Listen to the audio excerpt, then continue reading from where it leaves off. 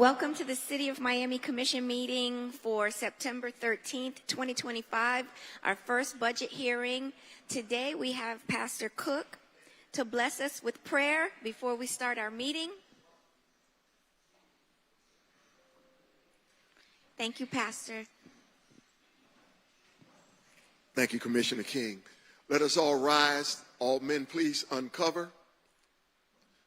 Before I begin this prayer, just like to take a moment of silence for the senseless killing, regardless of your political persuasion, for the senseless killing that occurred in our country, and that God bless us to stop this type of violence happening in our world today. So please bow our heads in a moment of silence.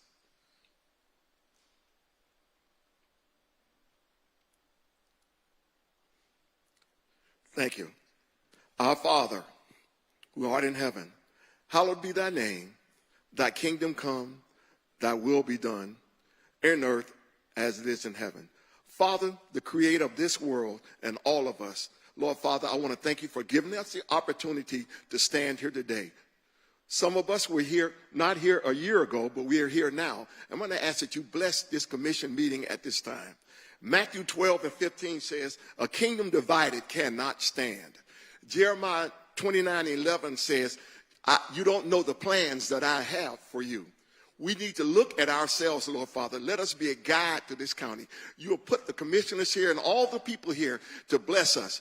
No matter what our color is, no matter what our religious preference is, or no matter what, Father, I'm going to ask that you bless this meeting, Father. Let it not be used for our own personal gain, but let it be used for the upbuilding of the city of Miami and the community. Father, we ask that you bless right now, Commissioner King, all of the commissioners and all of the politicians and you in the audience.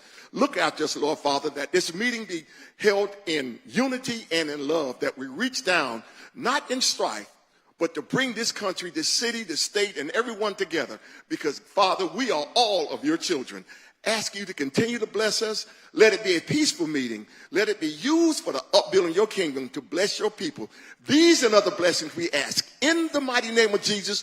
And all hearts and minds and those that love the Lord say, amen. Thank you. Thank you. At this time, we'll say the Pledge of Allegiance. I pledge allegiance to the flag of the United States of America and to the republic for which it stands, one nation, under God, indivisible, with liberty and justice for all. At this time, we are going to begin with the Midtown CRA meeting, as there's business we need to take care of. So instead of going into our budget hearing and then stopping and going to the Midtown CRA meeting, we'll take the Midtown CRA meeting first. And Chair, just 60 seconds.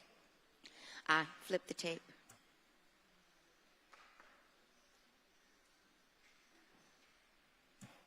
Good to go. Thank you. Madam City Attorney, would you please briefly read the agenda item, Resolution 1? Good morning, Madam Chair. Yes. It's a resolution of the Board of Commissioners of the Midtown Community Redevelopment Agency with attachments accepting and approving the proposed 2026 budget of the CRA attached and incorporated as Exhibit A in the amount of $15,776,289 for the fiscal year commencing October 1, 2025 and ending in September 30 of 2026, directing the Executive Director to transmit a copy of the budget to the City of Miami and Miami-Dade County. Thank you. At this time, I will open the floor for public comment. Anyone wishing to speak on behalf of this item, please come forward. Seeing none, public comment period is now closed. Gentlemen, may I have a motion to approve the minutes for September 26, 2024 Midtown CRA meeting? So moved. Second. All in favor? Aye. May I have a motion for Resolution 1? So moved. Second. I'm sorry, hang on a minute. What is Resolution 1? Because What I didn't get the memo. What the City Attorney just read, Oh, budget. okay. the budget. No, the budget, but what are we voting on? Midtown? Yes, just Midtown. Okay, well, before we get to that, I just want to put on the record. Well, I was going to open it for discussion. I just wanted the motion in a second. Motion? I got a second? Second. Okay, now it's open for discussion. Commissioner All right, Rebella. so what I wanted to say that I want to remind this body, I want to remind people out there that there was an agreement reached when the Alapata CRA was formed, that I'm trying to get that done with the county, and the county is holding us up. I don't know for what reason. I don't think there's any good reason, because other municipalities and other districts have it, and they're benefiting from it, and meanwhile, my district is not benefiting from it. It's a long time overdue, and this money was promised as a passover to go to the city and then go into the Alapata CRA. And I don't want any funny business going on with that, because that was the agreement. So I'm reminding you kindly, Madam Chair, Commissioner Rosado, you weren't here when that was done, and Commissioner Baidu, to please keep that in mind, and please let there not be any funny business where somehow we wind up going into those funds, when we're not supposed to, because it's earmarked. Like I said, thank you very much. That's what I wanted to put on the record. Any further discussion? I have a motion and a second. All in favor? Aye. Aye. Motion carries unanimously, and at this time, the Midtown CRA meeting is now closed. Thank you. I'm going to wait 60 seconds to flip the tape.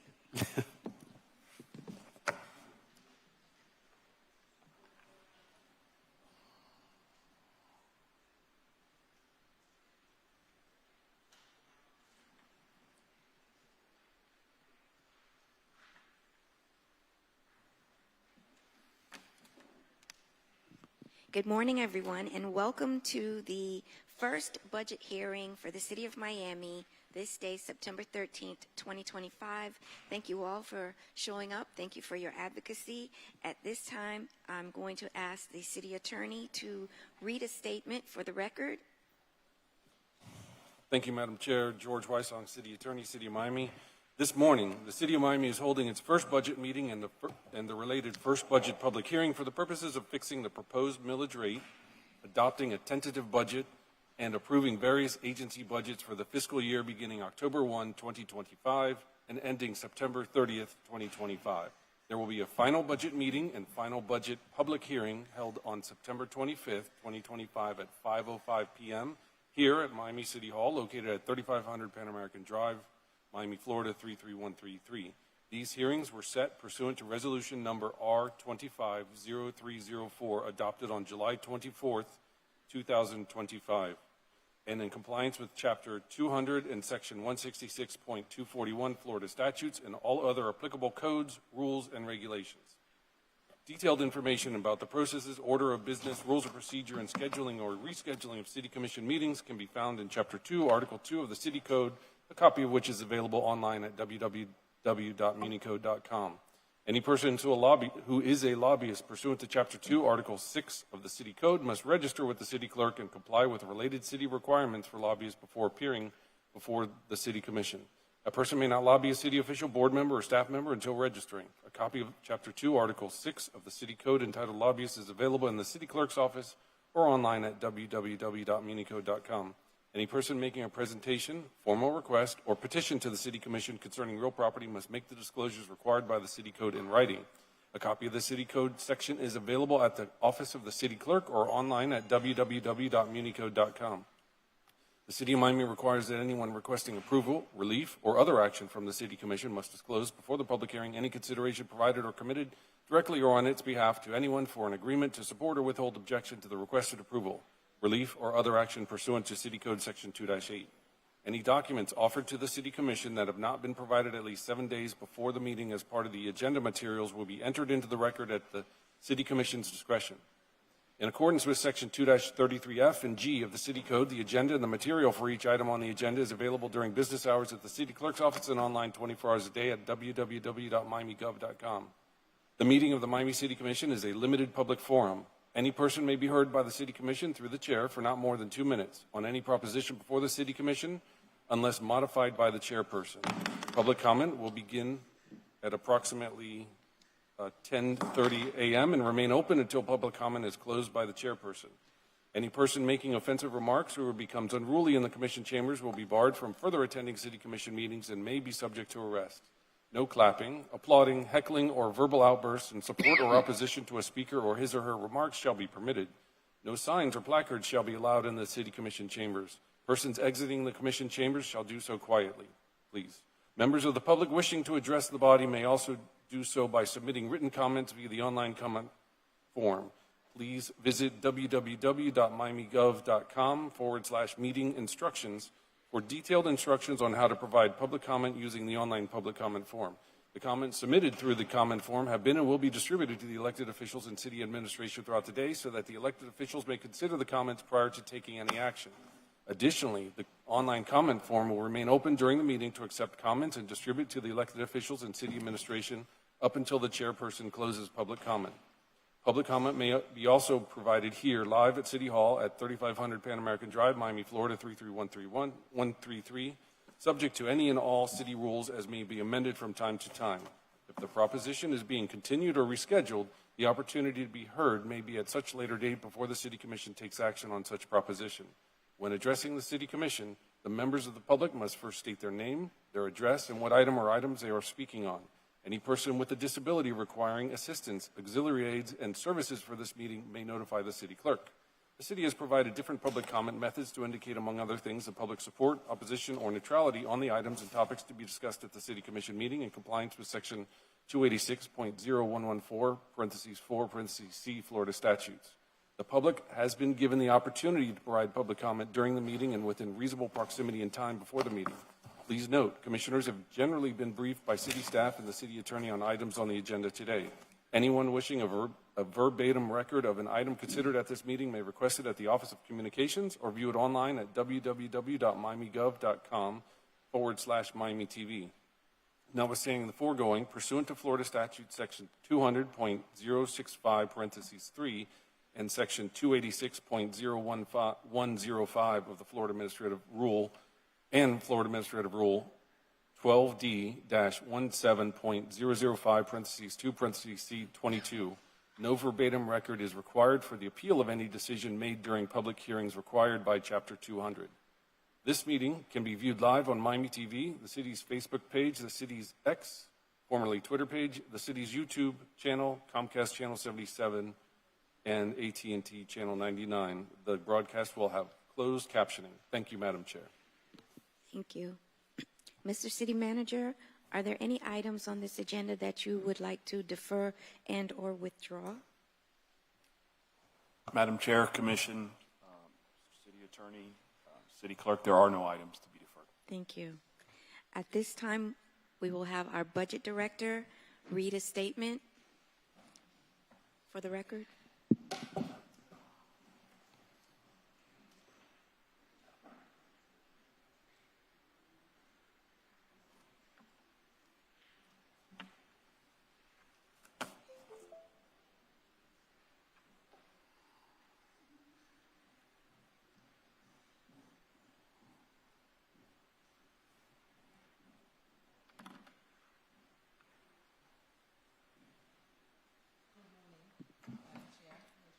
Maggie, pull the mic down.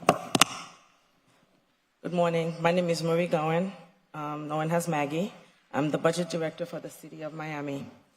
The proposed general operating millage, which is the cap that the Commission approved in the July meeting, is 7.1364, which is 8.1% higher than the state-defined rollback of 6.0615. And the rollback rate is really the millage that would generate the same amount of property tax revenues collected from the previous fiscal year. And with these calculations, there are some allowances that are made. One of them is for new construction, additions to existing structures, deletions, and properties that was added due to change for geographic boundaries. And this millage will require a supermajority, which is 4 out of the 4 commissioners' votes. And right now I'll go into going through, if you look at the slide that's before you, what this does is it compares to what the current fiscal year is compared to what the proposed is. At this point, the 7.1364 operating, and the debt of 0.2536, the cap was left at level. We had the same level millage going into the fiscal year 25-26. If we looked at the property appraiser site, the average property in the city of Miami is $423,000, which is $3,126 in tax dollars based on 7.39 millage for the city. If you have a $500,000 home, it would be $3,695. $1 million home, which is $7,390. The other thing I like to also do is, so you can, if you were looking at your property, so you can really kind of estimate what it would cost you per $100,000 home in an annual basis would be $713.64 per $100,000.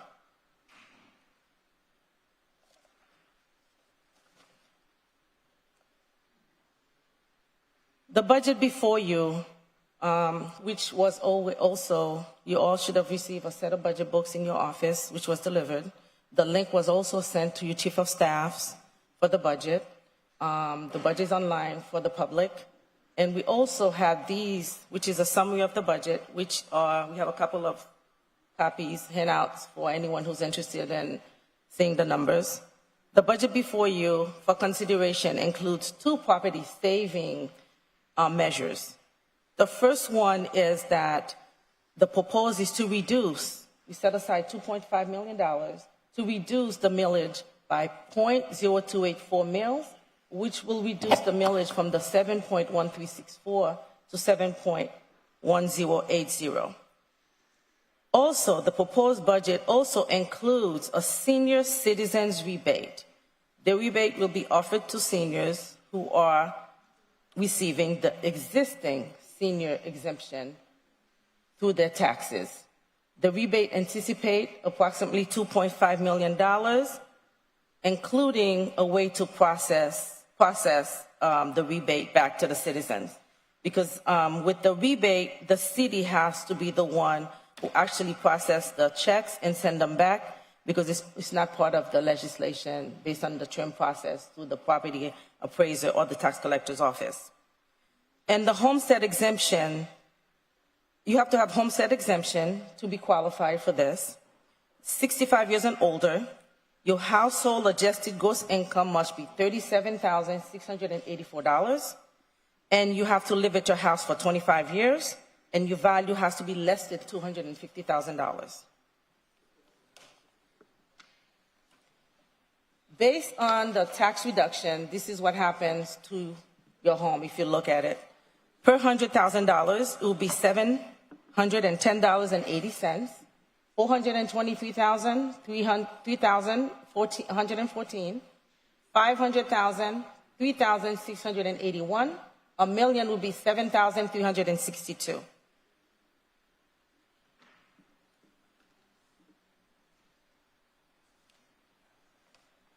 These numbers are based on the 24-25 because all the other taxing authorities are, like we're doing right now, adopting our millage. So the information we have is based on this current budget fiscal year and the other taxing authorities. Based on the information that we have, every tax bill, every dollar in the taxes you pay for the city of Miami, 37 cents goes to the city. Part of the 37 cents include 34 for the operating millage and also 3 cents for voted debt. These are the debt the residents voted for to do capital improvement projects. The Miami Public Schools, 33 cents. Miami-Dade County, 29 cents. And other taxing authorities like fine, it's about 1 cent.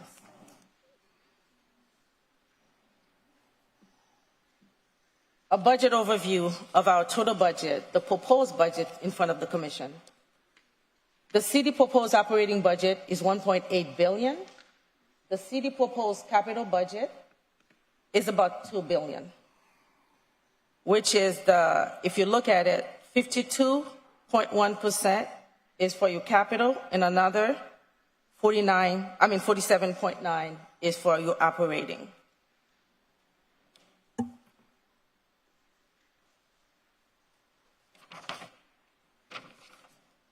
city operating budget.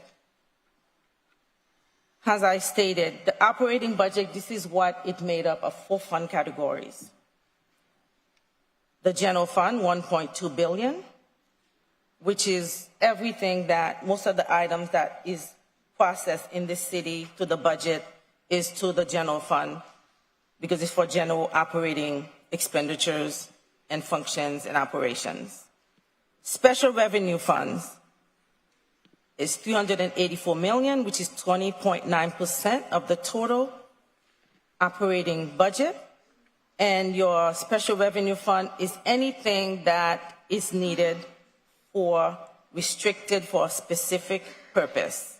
Internal service fund, 127.8, which is about 7%, which is internal functions going between different city cost centers and funds within the city. And then you have debt service. Your debt service is proceeds from debt that we are paying for. It's really payments returning for loans that we paid, principal and interest. That's what that is for. And that makes the total $1.8 billion budget for the city. Where the money comes from. If you look at this pie chart, I will go over the big items. And the main point to this too as well, this is for the general fund, which is the $1.2 billion. The operating millage goes into the general fund. That property taxes for the general fund makes up 52.7% of the total budget. That's property tax revenues. Charges for service, just like charges for park services, 154.1 million is about 12.5%. You have franchise fees, 145.9 million, 11.8. And then you have intergovernment revenues, 110.8 million, which is any revenues coming from sources from the state, the county, or any other state or federal agencies. We have license and permits, 104. We have interest income, which is about 1.8%. And so on. And then what this does is where the money goes in categories. These are expenditures that offsets our revenues. And in local government, in the state of Florida, your budget has to be balanced, which means your revenues has to equal your expenses. Now we're going to go to the expenditure category, where the money goes. If you look at salary, if you look at the expenditures, 47.8 is for salaries. Employee benefits is 28.9, which is a total of about 77% of the total expenditures in the general fund goes towards salaries and benefits. Operating expenses, which is anything like outside contracting, office supplies, 16.2%. Non-operating could be outside agencies, 1.9%, capital outlay, and then we also have transfers that goes to capital, special revenue, debt service. Some of the debt service are being paid from general fund dollars, about 28.6 million, and transfers for cost allocation, which is your internal service expenditures, including benefits. Where the money goes by function. If you look at the function, public safety, which is your police and fire, takes about 55.5% of the total general fund budget. Then you have public works, which is about 11.7%, which include public works, resilience, general service administration. And then you have your general government, which covers the city attorney's budget, the city commission, budget, finance. And then you also have, which is about 10%. You also have non-departmental. Anything doesn't fall into a specific department, 9.5%. And you also have 7.7% for other departments, which is parks, DREAM, and also planning and development, which is 5.3%, which is building, zoning, and planning. And you also have HCD, which is community and community development, which is about 2.9 million, which is 0.2%. And this chart really shows you who the biggest, just show you in category, the biggest piece of the pie. The little schedule on the side is really any budget that's below 5 million. If you look at police is our biggest piece of the pie, 33.7%, which is about $415 million. And then fire is 21.8%, which is about 268.9. And after that is non-departmental, 9.5, which picks up everything else. Then after that is Parks and Rec, 5.4%, and so on. And then if anybody's interested in looking at the budgets, if you go online, you pick up the budget book, you can see what makes up those operating budgets for the departments. Highlights that needed to be mentioned. The proposed general budget of $1.2 billion includes an increase of $66.5 million over the current budget fiscal year of $1.17 billion. I think I said 1.23 billion. I might have said million, excuse me. And details in the increases for required salaries, positions, overtime adjustments, 32.1 million. Internal service costs, which is your insurance, pension, information technology support, 30.8 million. And then you have your operating expenditures, which is 12.3 million, which, mix up like rental leases, repairs and maintenance. And as I stated before, also includes your, office supplies. And then you have non-operating expenditures. And then these increases were offset by 13.5 million because we had earned interest from unspent bond dollars, which some of the bond dollars was being paid for the general fund. Those dollars are being transferred from the general fund interest that was earned from those debt proceeds to pay for the debt. Capital budget. If you look at the capital budget for the we had gone through a process of really making sure that we look at a real true 6-year plan for the capital budget. We had set up a committee with an internal staff. Based on that, if you look at the resilience budget, which is the biggest pie of the thing, it's like public works, it's 649 million. Real estate, dream assets, because we have some major capital projects under there, 408 million. Parks and recreation, a lot of it has to do with the bonds that was issued a few years back by the voters voted on. And then after that, you can see all the different pieces. And then everything to the right on that chart is anything that's 10 million or less.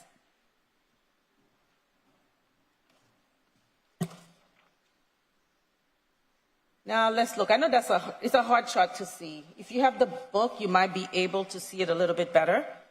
But really, the gist of it is that our total 6-year plan for the capital is 2.8 billion, which we've talked about before, mentioned before. And then your total, if you look at your 6-year, which you have your total funding, is about $2 billion. So you have $837 million shortfall in the next 2 to 6 years of shortfall, which we need to, we'll be addressing as the years progresses. And this is doing the same thing. It's showing you where the funding sources are coming from, some of our debt service, special revenue fund, and how the capital plan is being funded.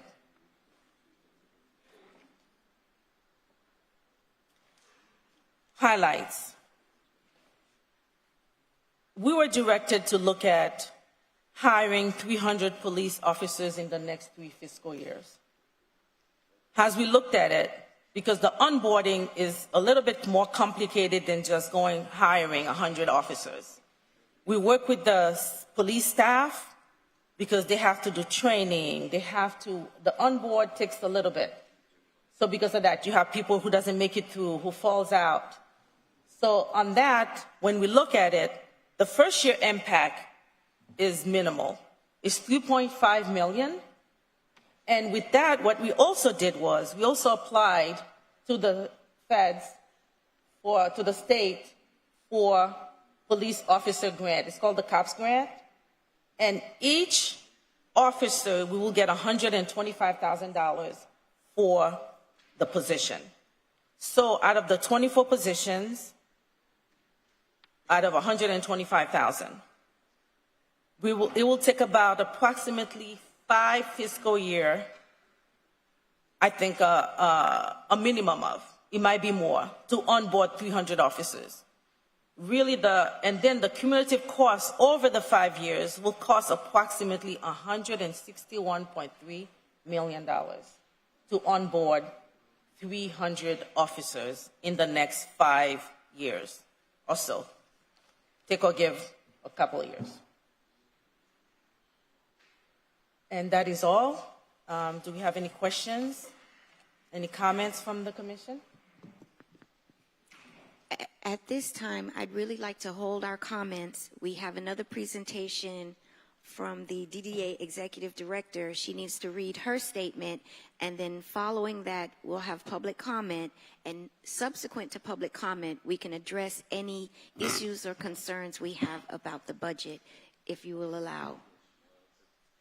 I could indulge the chair to ask why is the DDA making a presentation now? And good morning, everybody. Deputy City Attorney Javi Alban. Under state statute, because they're adopting a millage, they must make a statement before public comment and before this body votes on the millage and the budget. Okay, I don't remember that from the past, but if that's what you're saying, that's fine. I'm just trying to move ahead. I know that there's an item here for discussion in the DDA. I don't believe this item should have been here for this meeting. We have discussed this nonstop in different occasions, and everybody's opinion is well known. But outside of that, I don't know what else we would need, but nevertheless. Thank you. Good morning.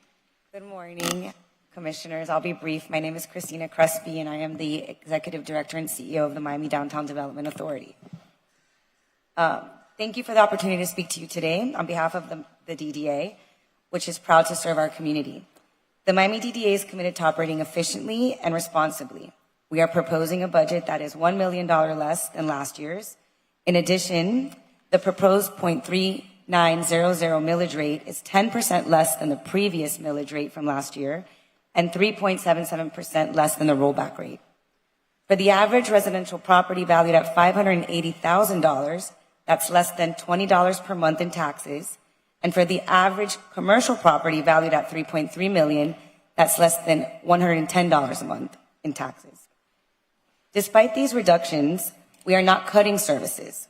In fact, we are investing more in areas that the community has told us matter most, helping those experience homelessness, enhancing cleanliness and security in downtown, and most importantly, supporting our businesses and small businesses.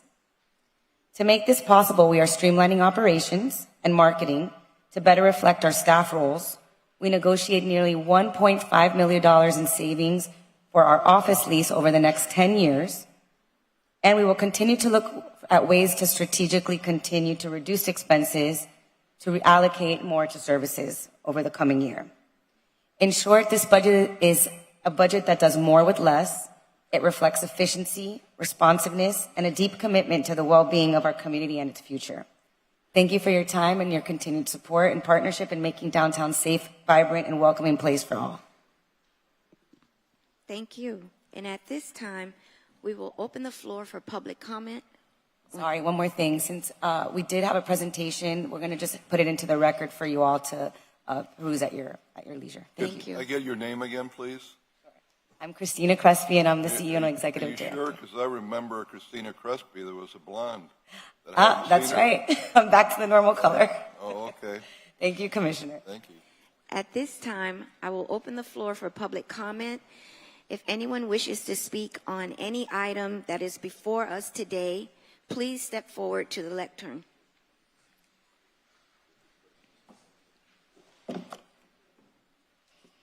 Good morning. Good morning. Good morning. Good morning to everyone. I know this is a bad timing, but I felt it could have been at another time. I've been very quiet. Chairwoman King, I'm from Liberty City. From the heart, 1367, I was 67th Street. I was in the May riot. Sharika Perry was my friend. I have the scars on my leg. My aunt had the store across the street. My daddy and them owned the fish market. My mom had the store on 15th Avenue. So I'm a product of Liberty City. To stand here today again, my son was murdered at 830 Northwest 7th Street. There have been so many young black men murdered on that apartment complex. I came here, I met with your city manager for 2 hours, and I would have put it for the record, with his staff, Fernandez. The detectives, and I agree, I love the police. We need our police. But your police in the city of Miami, and I'm addressing it here, I've had no compliance. The young man that's in jail is not the murder of my son, for the record. He did have partaken. To listen to the statements, to listen to the testimony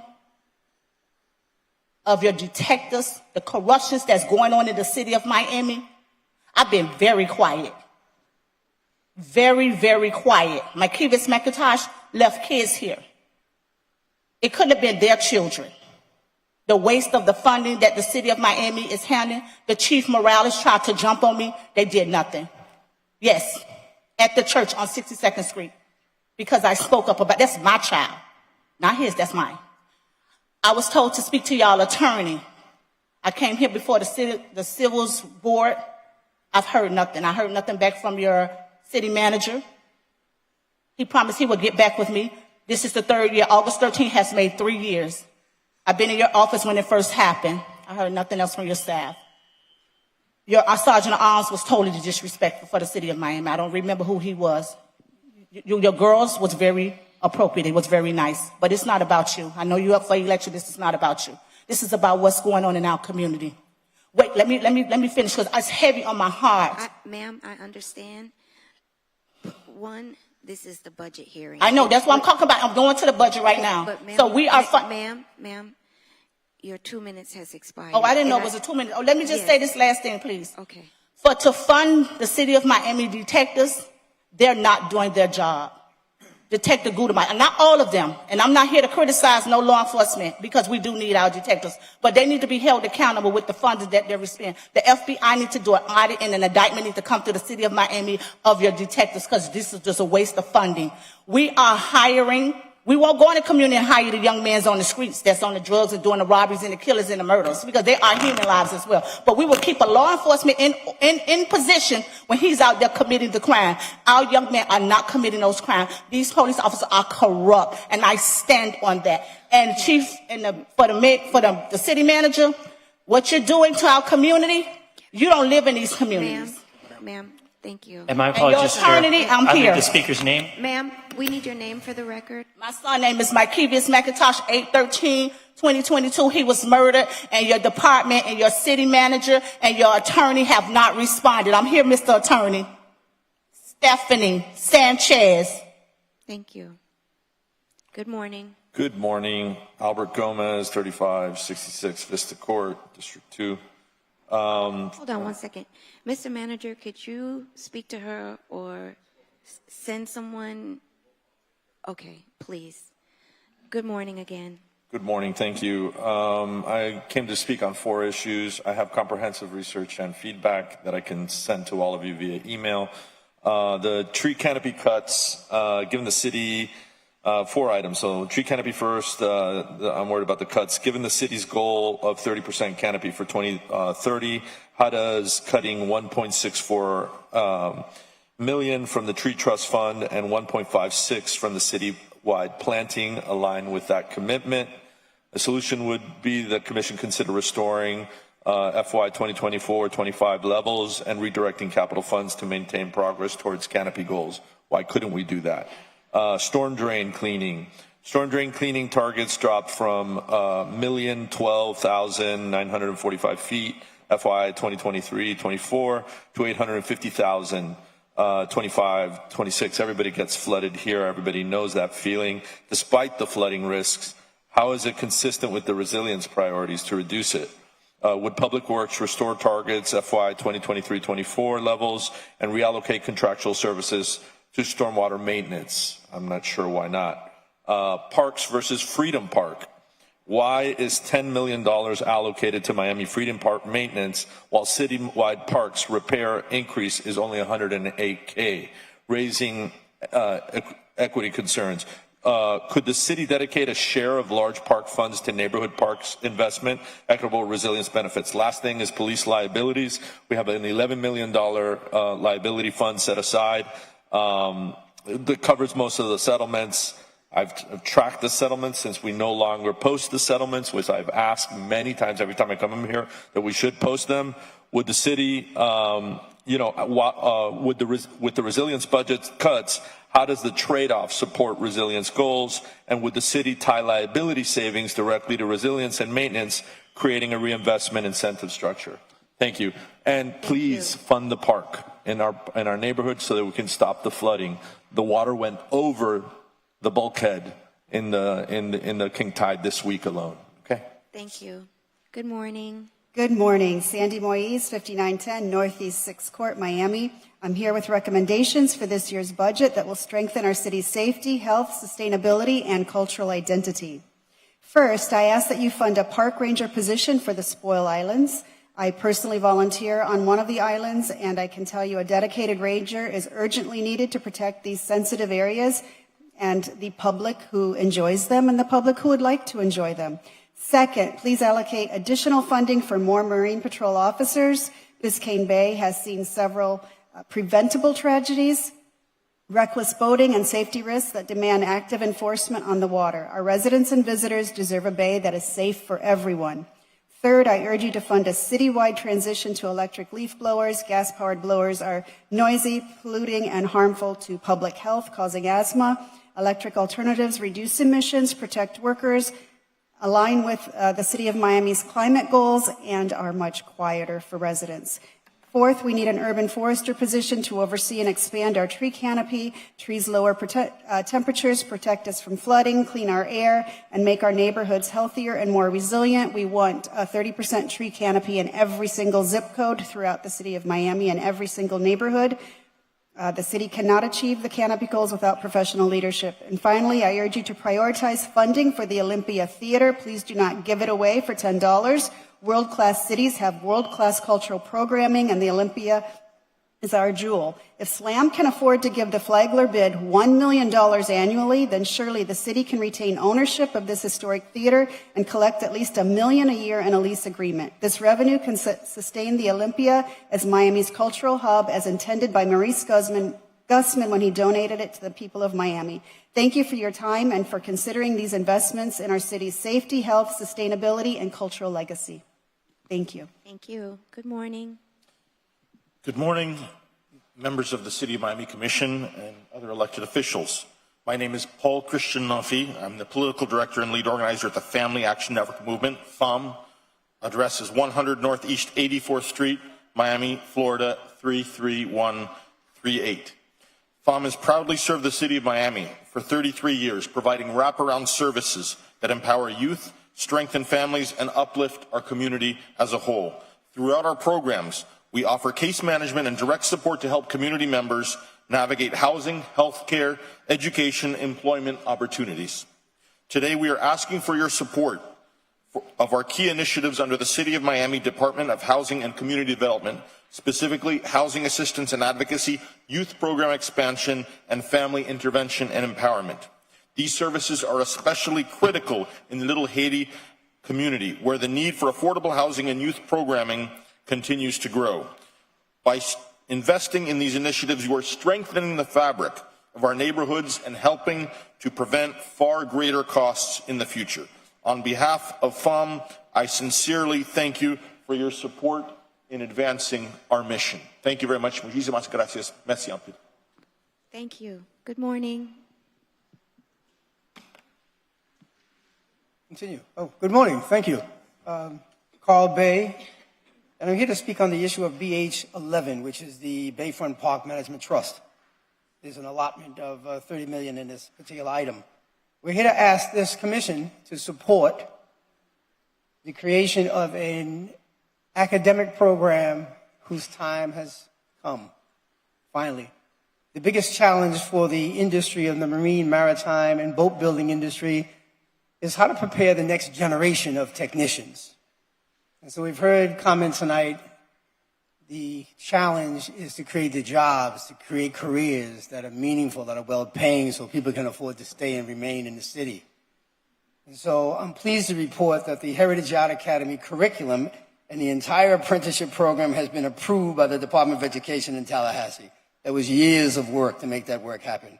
So we're asking again that this board support the presence in a contracted agreement with Bayfront Park for the dockage so that our young people, all young people, this is a program for everyone, all the youngsters in our region that are going to be attending the classes at both the D.A. Dorsey School and the Lindsay Hopkins will be advanced because now they have credentials from the Coast Guard and a curriculum to support their future careers. So again, we are looking for the inclusion of and the creation of an educational program which would provide on-the-job training at Bayfront Park and one of the many sources. Now, fortunately, we were on the agenda the other night for the Bayfront Park Management Trust, and I'm pleased to report that I think that the outcome was very positive, and we're looking to move this agenda forward. So again, I'll ask for an official motion if someone should be so inclined, so that we can put this on the agenda and move the agenda forward, ideally with some support directly from the city. And with that, I rest. I thank you very much for the opportunity. Thank you. Good morning. Good morning. My name is Norma Robredo, and I'm talking from an elder family member on the tax exemption. And for Maggie, I'm having an issue, an understanding on the exemptions, on the senior exemption for the city of Miami. The Miami-Dade has the exemptions on the trim notice, but then it doesn't occur the city. The trim notice doesn't have that in the trim notice. And so also the senior exemption, long-term exemption, we're having an issue because the properties is less than $250,000 to approve a long-term exemption. And of course, that's legislation. But how are we able to do this right away? Because the seniors are really hurting on this aspect of taxes. So if you any more understanding why on the trim notice it's not showing up the $25,000 exemption. So.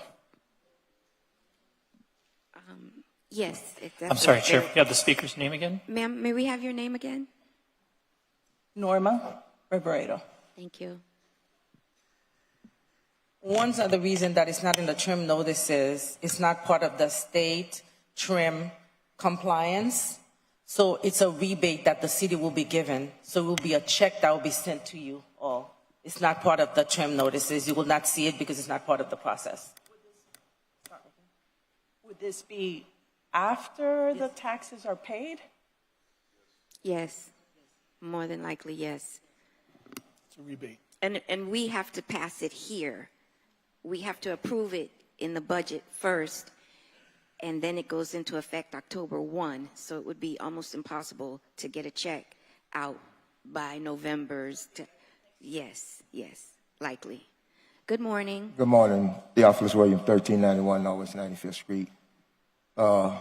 First of all, I want to say this commission need to work together. It's a runaway train. You got to have a communication and do better for the people rather than argue for what you want. The people is suffering right now. Every year we go through this budget. And you know who get hurt? The little people. $402 million in the county in a debt situation. Who gonna get hit? The little people. But when I look at this budget, I don't see no top management salary the way they gonna cut them. It's sad. And if you put these people out of job, where they gonna live at? They got housing and kids to take care of. We put y'all in position to do right. I don't think prayer's helping us up in here. It's the devil running everything. The demons and all running. But the people are suffering. Y'all don't have a communication with us. We paying y'all salary, but everybody come from all over the world can bill him and get what they want. But when it comes to us, we locked out. We put y'all in to do right by us, but you're doing right for yourself, not for the people. Thank you. Good morning. Good morning.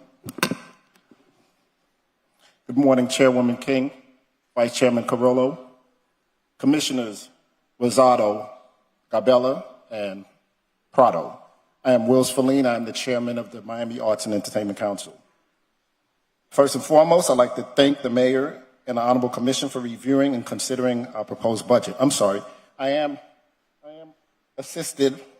here with my esteemed La Madrina, Council Member Maria Annapolis. First and foremost, I want to thank the Mayor and the Honorable Commission for reviewing and considering our proposed budget. We fully understand the fiscal challenges facing the city and recognize the arts and entertainment funding has endured significant reductions. That said, the mission of the Arts and Entertainment Council is clear. It's to champion, support, and invest in emerging artists and cultural voices across Miami. Our city thrives when its creative community thrives, and we want to ensure the next generation of talent has the resources, opportunities, and platforms they need to flourish. We remain committed to continuing to serve the Miami community and look forward to working alongside the city to make sure that the arts and entertainment remain a vital part of Miami's growth, identity, and the future. Thank you for your time and consideration. Thank you. I'm going to let her go since she's going to speak on the same topic, and then I'll come to you. Okay? Thank you. Good morning. Good morning, members of the commission. I'm a member of this council since 2005, appointed by Mayor Manny Diaz. It is in our goal in this council to provide support, education, and venues where the local artists of arts and entertainment can provide, we can provide them education, as I said, and places where they can exhibit their artists. We're talking about emerging artists. This is our goal, and we need the support of every single commissioner that they should appoint a person that represents their district for the needs of the local artists. Thank you very much. And I'm sorry, Chair, we can have the speaker's name for the record? May I didn't have catch your it. name again? Maria Annapolis. Do I need to say my address? No. Okay. Thank you very much. Good morning. Good morning, Chairwoman. Good morning, Commissioners. My name is Chaplain Stanley Young. I'm a chaplain in Team Freedom, which is Freedom from Prison and Jail Ministry. I live at 500 Northwest 2nd Avenue. It's our address. I just want to come and make my proposal. For the last 35 years, I have been reaching out to inmates that are coming in and out of prisons and jails now in 3 states here in South Florida. We need your help to help these inmates that are coming out of our prisons and jails. The city of Miami has more people coming out of the prisons and jails than any other county around. There are at least 2,000 inmates coming out of your county jail, your jail system that is in your district. I have reached out to each and every one of you commissioners for your support. Only Cabela is the only one that ever had a heart to sit down with me and to talk with me and to really help this organization that is a good organization that helps men and women coming out of prisons and jails here in the city of Miami. I want to thank you personally, sir, for what you have done to help us, and I hope it will prick some of the hearts of some of the other commissioners. We serve the entire city of Miami. A good bulk, to 80 to 90% of our work is done in the city of Miami. We walk the streets of the city of Miami and talk to your residents, a lot of them that have voted for you to help you to get into office. Now they need your help to help establish them back into the community that they need to be a part of. I'm willing, able, and ready, and are doing the work in the community. I just need your help to help me, to help them.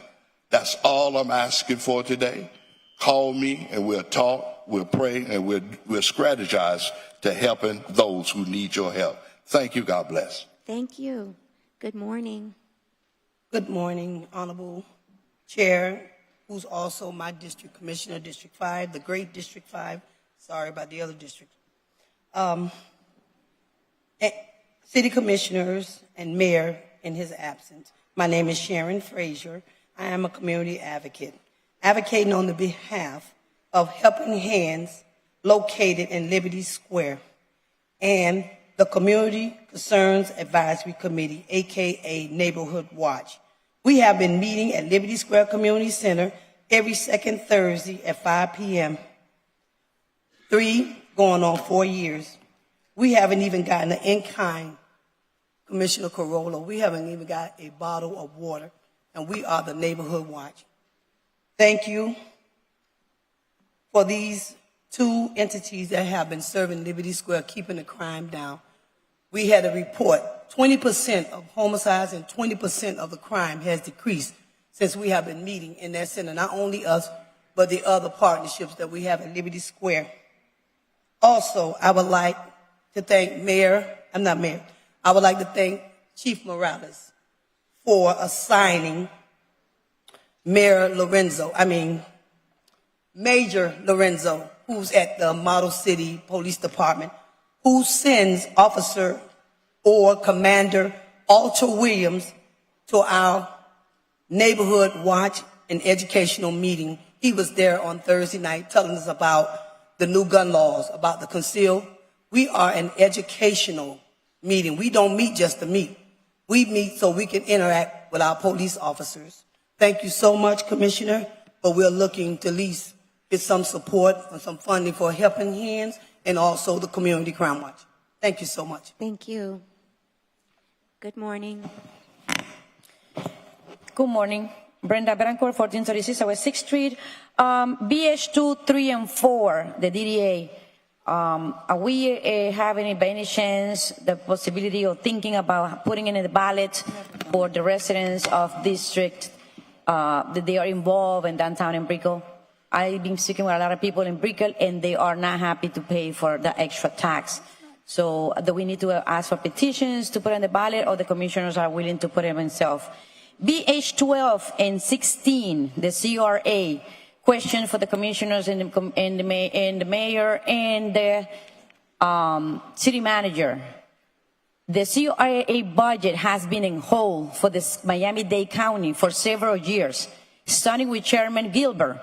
Has not been approved.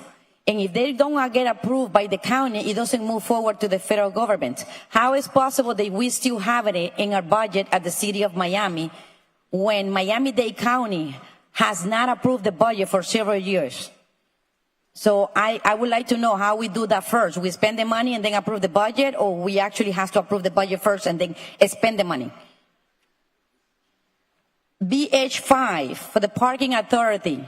Are we going to allow the parking authority to put meters in our residential zone, single-family homes? And I would like to know because apparently through our constitutions, for them think that they are double taxing.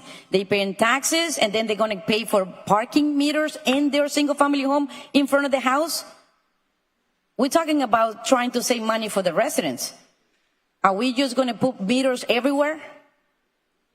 Because according with this budget, we paying for them, and then we pay for the tickets in front of our homes. So what else are we going to do? Are we going to charge them to use the trash and rent them a little square space in front of the houses too? Thank you. Thank you. Good morning. Good morning. Good morning to all the commissioners and the chairwoman, Mr. Yocarollo, and Christy King. My name is Mayra Rodriguez. and I lived at 5781 Northwest 2nd Street. Well, that's the business address. I actually live on Matters Plaza. But this is my first time, so bear with me. I used to be blonde, so probably you don't remember me. But this is a legacy that we've been doing for years. I have never asked any of the help from the city. But I think it's time, because after COVID, we have left our legacy with no funds, and everything was coming out of my pocket. I can't anymore. So this is Juan Manuel Nanito Vasquez Jr. A lot of you will know him as Nanito. He was born November 4th, 1938, and he was died in 1999 on November 11th. Nanito worked for many humanitarian efforts during this time in Miami, including Project Advisors Corporation for many years with distinguished founder Ms. Linda Murphy. He also worked for Miami-Dade County in the Department of Housing and Urban Development, or HUD, as a housing inspector for Plan 8 and various other resources. Through his years in Miami, Nanito also helped all sorts of community-oriented organizations, including League Against Cancer, the American Printing House for the Blind, the Church of San Juan Bosco, Alapara Community Action, Big Brothers Big Sisters, and Make-A-Wish Foundation, Boy Scouts of America, Jose Marti Foundation, San Drew Foundation, Camilo's House, Easter Seals, and many more. He participated and supported political groups such as the Republican National Hispanic Assembly of Florida, La Casa del Preso, the House of Prisoners in Miami, the Cuban Patriotic Board, the Democrat movement of his friend Ramon Saul Sanchez, the Cuban American National Foundation of his friends Jorge Mascanosa. Some of them has been deceased, but Partido Occident Party of his close friend Luis Conde Agüero, Alpha 66 of his friend Nacido Sargen, and many others. As a few people... Thank you. Thank you. And please, the only thing I'm asking for is I have emailed all of you before. This is my first time showing my face to all of you, and we do need funding. Whatever you can give. I'm not going to ask for millions, but if you can give 500, 1,000, whatever, it's really needed. For elderly, that's what we serve, and the disability people. Thank you. Thank you. Good morning. Good morning. Katrina Morris, 4130 Liebauer Avenue, Coconut Grove, Florida, 33133. I wasn't going to come down. And then I popped on the Miami TV, and I saw, am I right, $300 million for 300 police officers over 5 years? I was looking at the budget earlier. Public safety is 55% of our budget, $684 million. And then you go down to community and economic development, and you have $2.9 million. Why do we need the police? Because we are putting people in positions of desperation. We are not supporting our communities, and then we turn around and we give $300 million over 5 years to 300 new policemen. Okay? Can we hire 298 and do you know what $5 million at the ground level would look like? Do you know what that would do? Do you know what not giving away the Olympia would look like for the community? Do you know what community development does? It causes us not to have to spend $684 million a year on police. Now, the police are important, obviously.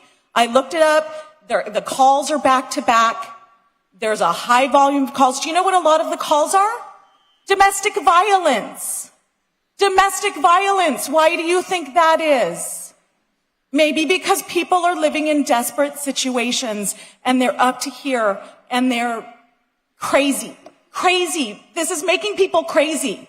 We're living in a police state. We're going nuts. Okay? Please be leaders. Take care of people. Where is care in this budget? I don't see it. I don't see care. I see punishment. Okay, thank you. Thank you.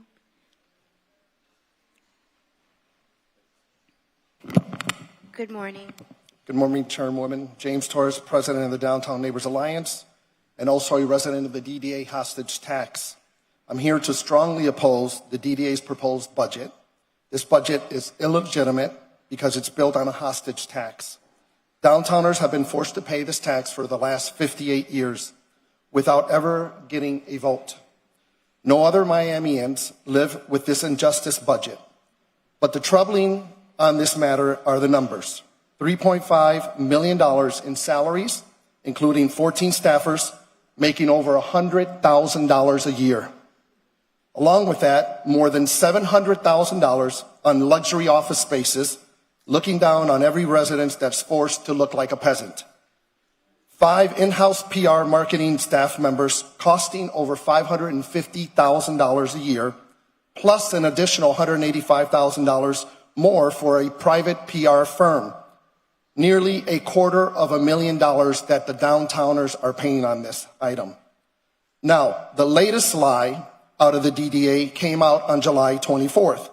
The DDA's own Michael Green claimed publicly, and I quote, 34% of the budget is addressing homelessness. If that were true, that would mean $6.4 million would be allocated to homelessness. That's not the case, because when you look at the line item budget, in June's draft, only 1.25% allocates homelessness, about $270,000. If I were to make that comment in the private sector, I'd probably be fired. What we're asking for here is that there should be additional rebranding of the homelessness and more money to those. Let's be clear that residents in this district contribute over $32.5 billion to the tax of the city of Miami. We're asking for the removal of the downtowners in Brickell. We're tired of this tax, and the interesting thing is that there are more voters in the downtown district that voted on this item than they voted for the chairman. Thank you. Thank you. Good morning. Good morning, everyone. Riza Fernandez, 992 Northwest 5th Street. I wasn't going to come up here and speak, but after Katrina came up, it resonates. I'm a native. I'm a business owner of a 3rd-generation family business here. I have a son that goes to school in the same district. And my neighborhood, I pay taxes to a home, and the neighborhood that I live in and our city is in dire need. When you see an inequality of investments made to community and only into investments into safety is a very question mark of what we represent as a city. You guys are all leaders here. The fact that we're spending a little bit of money in community development, the budget for the housing department is like $3 million. Come on. This is something that is critical to our community, to the future of the city. With the issues, we don't only need a rebate for seniors. For working professionals like my age, they're probably going to move out of here because your wages are not increasing, but your cost is. So anybody that's making budget or investments are looking at these. We're not getting our return on investments as young citizens of this city. It's not only the senior citizens, it's all of us that own home, that are their long-term investors in the city. We are the ones that are hurting. And you guys are all leading here. Many of you are running to continue to be leaders in the city. Let's act on it. There shouldn't be a huge increase of 300 officers. That's a lot of money. Thank you. Good morning. Good morning. My name is Mercedes Rodriguez. I reside at 1510 Northwest 19th Avenue. I'm a District 1 resident. I'm here in support of public safety for our police department and for our firefighters. It may seem like there's a huge number of policemen that are being considered in the budget, but not if you live in District 1. The time for an officer to arrive at a crime scene is really difficult. They come in from other districts. The reason why I'm here, first of all, I'd like to give my condolences to Chairwoman King for her father's passing away. I haven't been here since then. I would like to say it in person. Congratulations, Commissioner Rosado, for your appointment. Having said that, I am here because I'm disappointed regarding the elected official from District 1. You have been elected for a 4-year term, and this is a Ma'am, mid-term. please don't address Correct. any of us personally or individually. No, but I want to hear what she has to say No, because she's I gonna have to say- take the good with the Wait, bad. I want to hold hear what on. she has to say. She's gonna, but I don't want her to speak directly to you. You're speaking to all of us. We are in a mid-term of 2 years regarding a 4-year cycle, and the attention of the problems in District 1 have not been addressed. Attention has been addressed to issues regarding District 2 with canopies, District 3, downtown business leaders involved in other things instead of the issues regarding District 1. For the last 3 weeks, it has been raining. We're in the middle of hurricane season. The neighbors in the area of Greplan, the area of Quiet Gardens have a huge flooding issue. The infrastructure has not been addressed. Unfortunately, funding that the area of the neighbors of Grapland that had from 2 previous commissioners put aside $1.8 million for the infrastructure was used for Northwest 37th Avenue. When the governor and the state legislature provided funding, that was premature. Capital improvement is needed in these areas, and attention needs to be given. I would like to say that District 1 staff, your crew, has been excellent. They are out there early in the morning working the district, but we need more than that. We need your presence, and you have been absent. Thank you. I need to address that because he's talking about my district, and I think I want to respond very politely and very respectful. One, just in case you haven't noticed, ma'am, with all due respect, in case you haven't noticed, I've established the Alapata CRA, which is something very important to come for Alapata.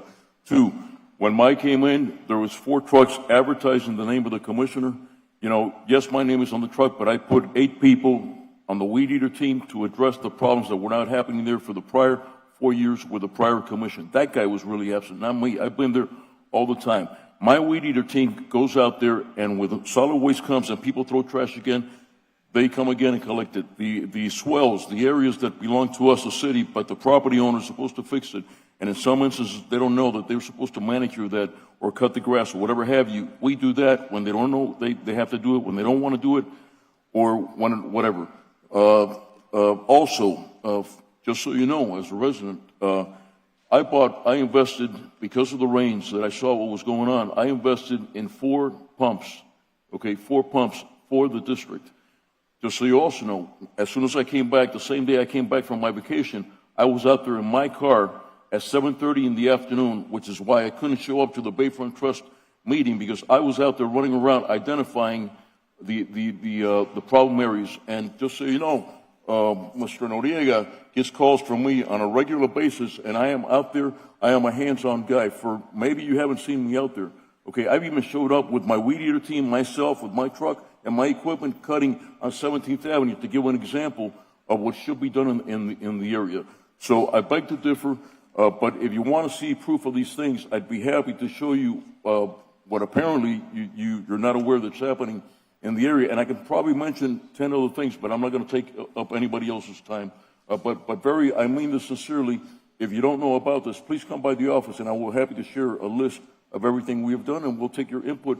Of course, there's always a need for more. I understand that, and that will be done. But please come by my office, and we'll give you a list of everything that we're doing. But I am not an absent guy by any stretch of the imagination. I've missed one special meeting, and it's the meeting that you called because I was on vacation. I gave ample warning that I was going on vacation. I hadn't had a long vacation for 2 years since I've been here. I haven't missed one commission meeting. Right now, I'm supposed to go to Orlando because my grandson, the oldest one, is going to be 4.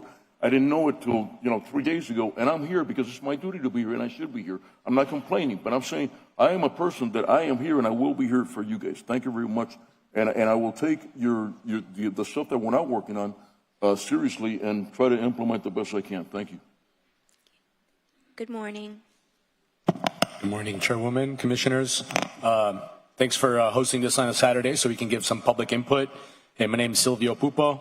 I'm speaking in my personal capacity today, but I also want to let you know you've received a memorandum from the Climate Resilience Committee from our chairman, highlighting a number of different budget requests that range, but because of these 2 minutes, I'm going to mainly speak on my things, and maybe he'll be able to speak on what the CRC is recommending. As you've heard, there's a lot of people upset because we're spending a lot on police and police force. We have a lot of problems to solve. So what I'm thinking we could do to maximize our dollars is think about how we can empower the community to do some of the work that the city either is not set up to do or simply cannot do because we don't have enough staff. One of these examples, for example, citizen science and community gardens. Thank you, Commissioner Pardo, for supporting the community gardens here and with the Ministerial Alliance. That's an example of things that we could do to empower communities. Like coming here, we have urban foresters. Citizens urban foresters are one of those things that can really help, especially around the tree initiatives and maybe even match tree trust fund dollars. So that's something that I think we can look at. I would suggest $350K for parks and resilience. For that, second, another force multiplier and efficiency would be drones to clean and protect. I'm proposing a 2-unit marine drone pilot as well as aerial drone first responder. If you put about $750K, and sorry, I'm going a little bit over on time, about $750K between police department, solid waste, and parks, we'll be able to, I think, stretch those dollars and do things that even with more police, we can't really do today. And then lastly, I want to support the digital twin of Miami and collaborate on giving you the tools as commissioners to be able to have a unified data set that your staff could apply AI to. I know there's a lot of difficulty in getting data from the community or from even staff internally. So maybe about 100 to 500K for that pilot. Thank you so much. Thank you. Is there anyone else that would like to speak on behalf of this agenda for our budget? Seeing none, the public comment period is now closed. Gentlemen, with the statement from our budget director and the statement from the DDA executive director, BH1 and BH2 on our agenda has been satisfied. I'm just advising that it. You know, I don't have that. Where's your agenda, Plaza? I don't know, but I never got the agenda. Mr. City Clerk, could you get Commissioner Gabella an agenda? Sorry, And at this time, if you guys would like to advise, if you'd like to pull any item for discussion, any particular item for discussion. Well, not for discussion. I would assume that we're going to vote with all the items. No, so there are some items that require an individual vote. Okay. We cannot block vote it. But if there are items on here that you want to pull specifically to discuss. Not today, Madam Chair. There are items that we have here that the administration hasn't had the opportunity to go over them with me. I'm not going to be holding anything up or voting against those. I will vote for them, knowing that I might have a change of heart if the numbers that I'm given later on are not what I think they should be. However, I will vote across the board with all the items that are before us. The exception, and this is the only one that I need to take out away from that package, is DDA, not because I'm trying to say anything on how that's being run there.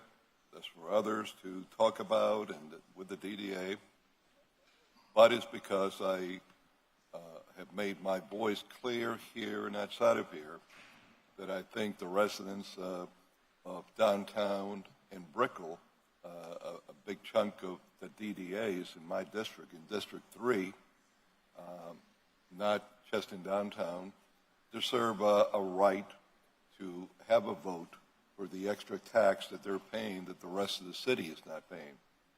Downtown Miami and the area of Brickell belongs to all of the city of Miami. It's just not, an area that because people happen to own property there, they should be the only one that have to contribute to it. I've stated before that I think this is something that should be done and handled as far as the funding from the general fund So that's the only one that I would respectfully request that it's not put in bulk and we vote upon it separately because that I would not be voting for the reasons stated. Thank you. Commissioner Rosado, are there any items that you would like to pull for discussion? Good morning, everyone. Madam Chair, I would like to discuss BH1, and yes, I'm happy to speak about the DDA items as well. You said BH1? Well, I have Well, for there's general. no PHs. I'm sorry, we're. It means BH1, I think you mean. It's BH1. B. B as in boy. Yes. B. Yeah, the overall. Okay, so budget. you want to talk about? I do. I have a number of comments on the overall budget. Okay, so right, BH1 and 2, we've completed that. Go down a little further. This is only first reading, This is first Chairwoman. reading. BH19 and BH20 is, I believe, what you would like to pull for discussion. Yes. There's some items here that I could block vote if you guys don't have an issue with it. So if you would look at your agenda plasma, I'm going to pull BH19 and 20 for discussion. And actually, there is one more. The BH11, the Bayfront Park Management Trust. Okay. Pull that for discussion. Okay. Commissioner Gabella, do you have any Yeah, items you want to I pull? have a question. In general, it starts with the 300 policemen. We need to clarify. By the way, I forgot.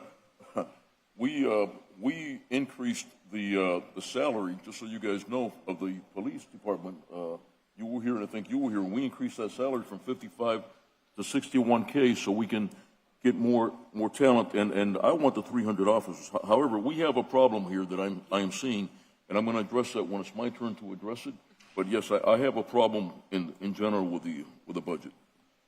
Commissioner Pardo? I'm okay. Okay. Madam Chair, I think Yes. I referenced the DDA, but I did not ask you to pull BH4. I'd like to discuss it. I have made a number of changes to the budget for that.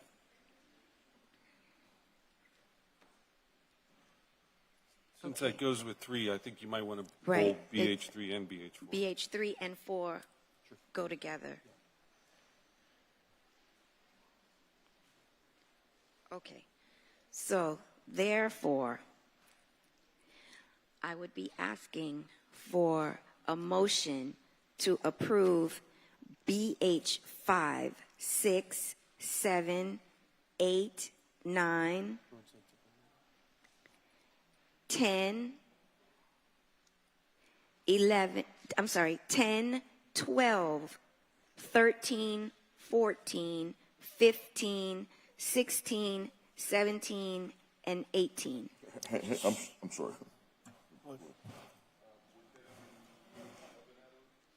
Yes, BH11 Recall has been BH11. pulled for, Yeah. wait, Todd's hand is up. And BH12 will be as amended?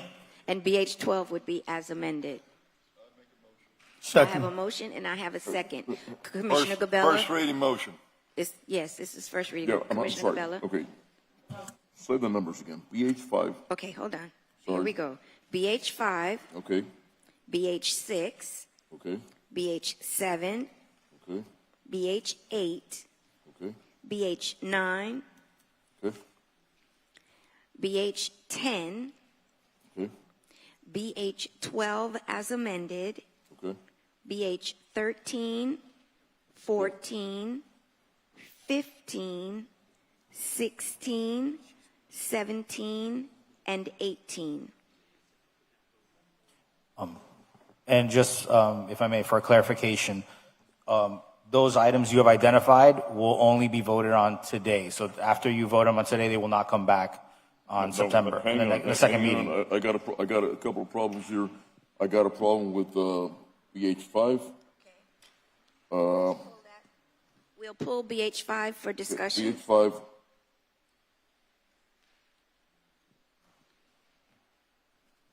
Give me a minute, please.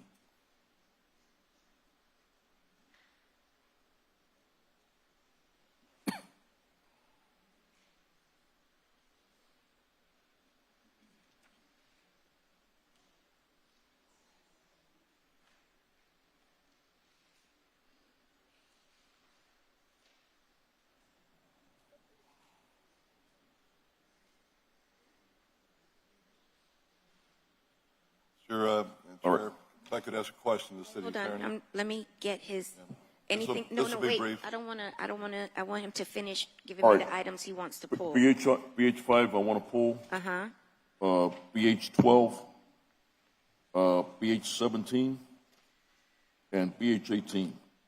okay. Anyone else want to pull any? And one more thing, BH20, this is what, the general budget, basically? No, that's been pulled, 20 and 19. Oh, okay, that's been 19 and pulled. 20 are pulled, yes. Those 19 and 20 have been pulled. Mm-hmm. All right, that's it for me. Could you go through it again, please? 5, 12, 17, and 18? 5, 12, 17, 18, and somebody pulled, I got a problem with 19 and 20 also. But that's been pulled. Okay. And then what's, last sync into city with vote for solution? What is this BH21? It's just a discussion item. Okay. All right. Okay, I'm ready. Just checking. Does anybody else have anything else that they'd like to pull? Okay, so may I have a motion for BH 6, 7, 8, 9, 10, 13, 14, 15, 16? So moved. I have a Second. motion and a second. All in favor? Aye. Aye. Item passes.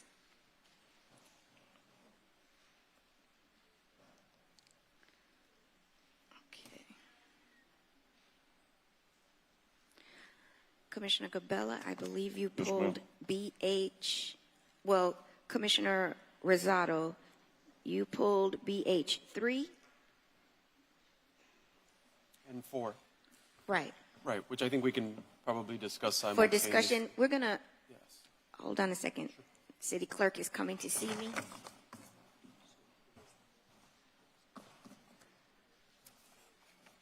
Okay. 3 is strictly the millage, so let's not Sure, and I actually don't. I know that the city attorney suggested that we pull it also, but I'm not suggesting a change to the millage, so even that one could be voted on.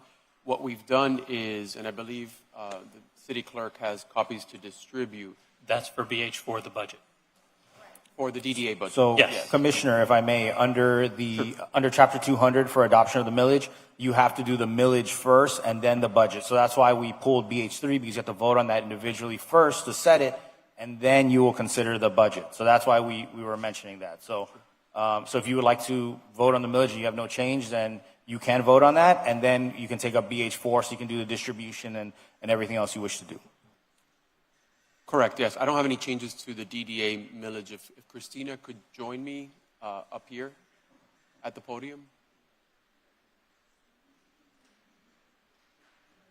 So I'm going to go over some proposed changes. So the original draft that was circulated to the commission, I'm sorry. So if I may, no, what I was saying was, if you want to discuss the budget, then vote on the millage now, and then bring up the budget. Understood. So I'd like to make a motion to adopt the DDA millage rate as stated already. Do I have a second? Second. So I have a motion and a second to approve BH 3. All in favor? Aye. Aye. Nay, for the reasons previously stated. Motion carries 4-1. Okay. Now, that being said, the budget that had been circulated previously was distributed to the commission before I was appointed chairman. So it's not a budget that I had any input into. And what I've done in the month or so that I've been chair is actually gone through everything, each line item, asked a number of questions, met with staff a number of times, met with different individuals, gotten feedback, and done my own assessment of what kinds of things I'd like to see changed. So the city clerk is distributing the revised budget, and then I'd like to read some comments that I've written that buttress that, and I'd like to encourage Christina, if she has any additional comments, to go ahead and chime in as well. Thank So you. as chairman, my vision for the DDA is simple. It's about prioritizing the people who live, work, and contribute to downtown, and steering funding away from corporate giveaways or excessive marketing. As such, the budget that you have before you shows a redirection of focus to more so towards enhanced services, additional homeless assistance, expansion of small business growth assistance, and more direct community support. So I'm just going to highlight a few things where you've seen some changes. We're shifting the focus of the agency towards the core mission, which is improving quality of life for folks within the DDA area greater help for small businesses and more direct service provision. To that end, we are increasing direct homeless assistance or proposing to increase it by $225,000. And we are shifting an additional $210,000 toward the growth and development assistance line item for small business grants and startup support, encouraging local entrepreneurs to thrive. We want to make sure that downtown, Brickell, and the Arts and Entertainment District are clean, safe, and livable. Towards that end, we are redirecting $100,000 more towards enhanced services, and that includes more cameras to help with crime prevention, additional focus on graffiti removal, and increasing everyday support for things like dog waste cleanup, basic things that affect people's everyday lives. We are also proposing a $100,000 boost to the facade grant program, and we're redesigning it so that we're actually going to target a specific block or blocks rather than having a more scattershot approach, and that way you'll see a greater impact of renovated facades downtown and Brickell, et cetera. We are setting aside or proposing to set aside an additional $5,000 to public education assistance line item to be used for a new Best Buddies partnership to encourage Best Buddies participants, folks that have special needs, to be participating in our downtown programming, which is very, very strong programming. We're also supporting an increase of $13,000 towards the very successful downtown permanent clinic program that we have to be able to expand hours of operation for that. And overall, we are looking to reprioritize the agency's values and focus on the core mission, as I mentioned. Christina, if you have anything to add, by all means. No, thank you, Commissioner, for doing that deep dive, and we're happy to accommodate those requests. I've got some questions. Yes. Christina, what's your total reserve now? The reserve is going to be implemented into the entire budget, so we're spreading out the reserve into the general expenses. No, but what's that number? The number is 2.6 is in the proposed budget. Well, that's what you're making up, because you got total revenues of $16,189,490, so it's $16 million, and your budget is going to be $18,865, correct? Say that again. Sorry, I didn't hear the beginning part. So you're making up the Yes. difference with your reserves. Okay, what I'm getting is, so after you spent the $2676, the $2,676,500, what are you left with in reserves? There won't be a reserve. There won't be any reserves. You'll be at zero? Yeah, we're spreading it out over the entire general fund. Is that correct, Barrios? Yeah. Yes. So you'll be at zero. You will not have any reserves, no liquid. He's asking if he's asking. I think he means cash reserves, like Yeah, cash yeah, on hand. Oh, the cash. Cash on hand. Yeah, sorry. No worries. We'll come around to make it clear, but my understanding is we're spreading it out over the proposed budget to cover the reduction. Yeah. The reduction in the overall budget year over year, we're using the reserves to cover that reduction. So the question is, he's asking whether or not what's happening with the reserves from this year to next year, and I said that we're rolling it into the entire budget. Yeah, correct. So everything that in current year 2024-25 hasn't been spent, it will be carrying over for this budget, and it's part of how we were able to. The reserves are going to be touched, but it's like $200,000 only. The rest is carryover of 2.6, if I'm not mistaken. So $200K is going to be your reserves after you meet the $2,676,000. Correct. 76 to make up for the difference. All right. And what was your total budget last year? I'm sorry? What was your total budget last year? The number of your total budget? The last year, Yeah. the total budget, it was 19.8, if I'm not mistaken. So you reduced So it. we have a reduction of almost $1 million in budget. Yes, $985,000 to Okay, be exact. those are my questions. Thank you. Appreciate it. Thank you. That's why I was saying we're going to use the reserve and move it over to this year's budget. Thank you. Any other questions or comments? Okay. May I have a motion to approve BH4? So moved. Second. All in favor? And that's as amended. The As motion in the amended. second. As amended? All in favor? Aye. Aye. Nay for the reasons previously stated. Motion passes 4-1 with Commissioner Crowe voting no. Commissioner Cabello, you pulled BH5. Thank you, Commissioners. Thank Okay, you. so I want to bring to To you ladies and gentlemen, I want to bring to your attention that I've had 2 instances here, a problem with the MPA, and I'm going to put it on the record because one time I said the complaint, and then I never passed by there again because I wasn't voting, and then I passed by there again, and then the same situation going on, and I'd like to be reassured that this practice has stopped. Regarding the 22nd Avenue ramp, which is a public ramp, and I understand it's run by us. And here's the problem. The problem is if you're a boater, there's a parking lot next door for you to park your pickup and your boat, whatever, and it's $15 and change, okay? And here's the problem. I bought a boat in March. It was a speedboat, by the way, Garoyo. And I bought it in March, and the guy that was delivering it to me, I met him at the ramp, and all of a sudden, at about 1 o'clock in the afternoon on a weekday, the ramp's gates are closed, okay, and you see a security guy there, okay, and I said, what's going on? The ramp is closed. He goes, no, you got to pay to launch the boat. I go, no, wait a minute. You got to pay if you park, but we're not parking. We're just launching the boat, you know. And he says, no, you gotta pay. You see that sign over there, and the sign for that you guys take a picture of, and then you pay by phone. You gotta do that. You gotta pay the it was $15.79, and then you gotta show me that you gotta pay that you paid, and then after I'm glad you're here, and then after that, when you show me the picture, then he opens the gate, okay, and then I put my boat in, and then there was another guy coming in. The same thing happened to him. He was frustrated, Now, I reported that. Now, I understand that you guys got to collect for the parking, okay? But I never knew that you guys were collecting also to launch boats and to take them out.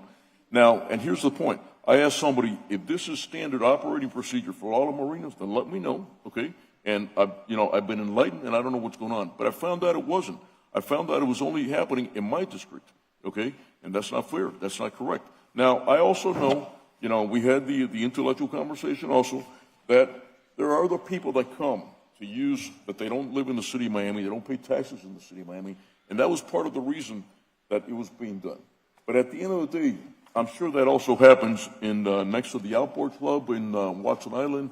We got other, ramps, throughout the city that I haven't seen that done before. I don't visit all the ramps because I live on the river, but I'm sure we have, multiple. I know we have multiple ramps that the city owns and we operate.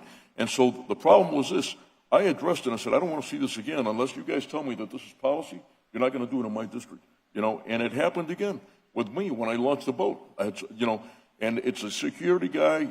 He's hired by Kent, so he's subcontracted. It ain't directly you guys, okay? But this fighting business has got to stop. Either if you guys want to implement that, you come to us, and if we do it as a body, we do it, but then you implement it everywhere else. You're not going to target my area, my district for that. Now, if the fear is that people from the outside are coming, they're not taxpayers, they're coming from other municipalities, and we're going to foot the bill for the use, the wear and tear of the marina, then you know what? Maybe we can implement a system where people, if they show up with the ID, because remember, it's 2 separate things. If you park, you got to pay. We all know that. If you park and use the parking lot, you got to pay. But if you're coming only to launch the boat, you shouldn't have to pay.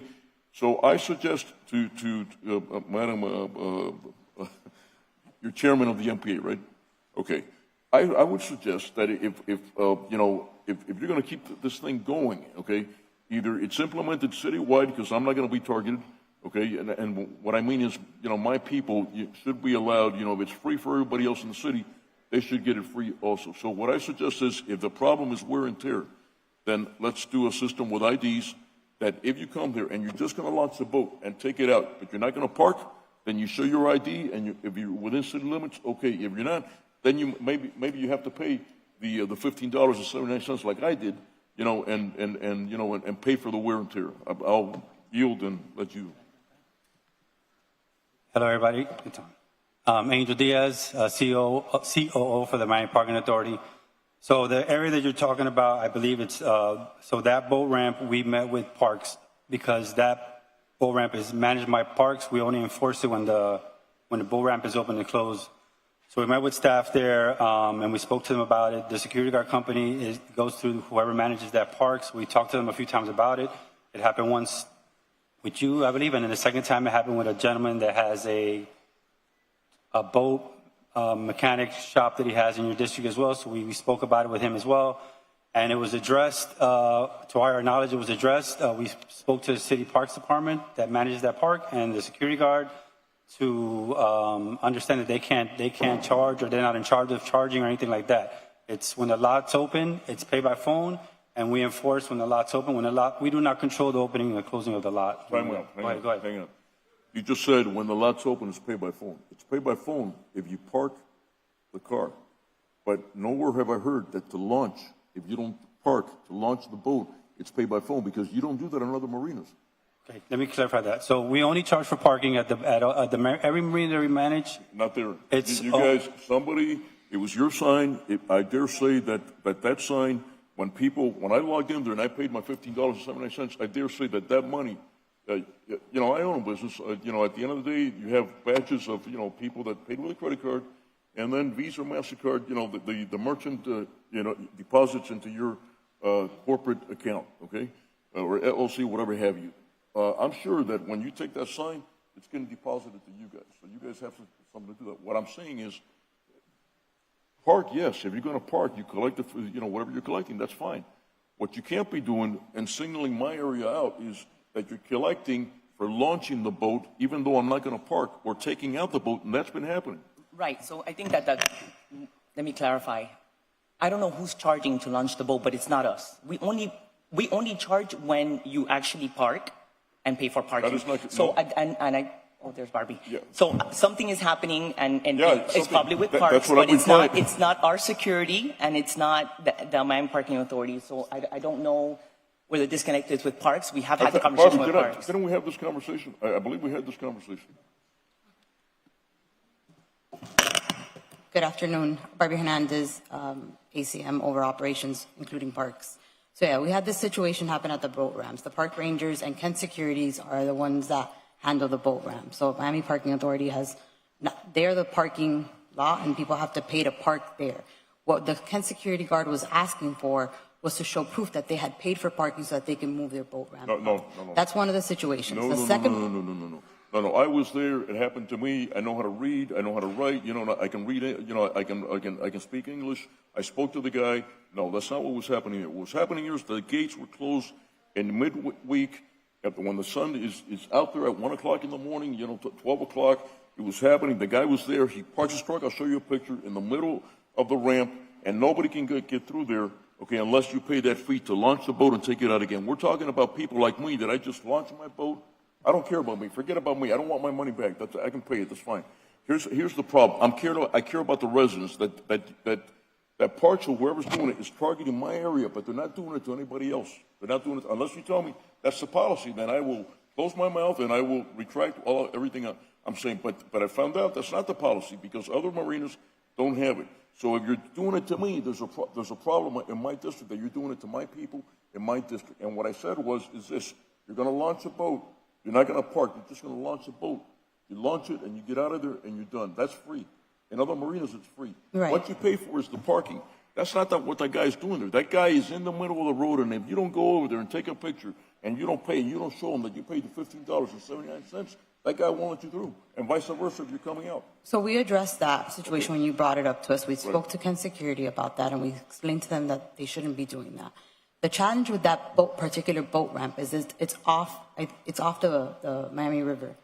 Right? And so there's a backup. So if there's no parking available, they do close the ramp because there's no parking available. Because the residents in that area were complaining about the traffic that's being caused by the boats being launched. This is on a weekday. 2 times that happened on a weekday that the traffic, the parking lot is empty. There might be 1 or 2 guys. This was never on the weekend. I always caught them in the weekday in the middle. There's no excuse for that.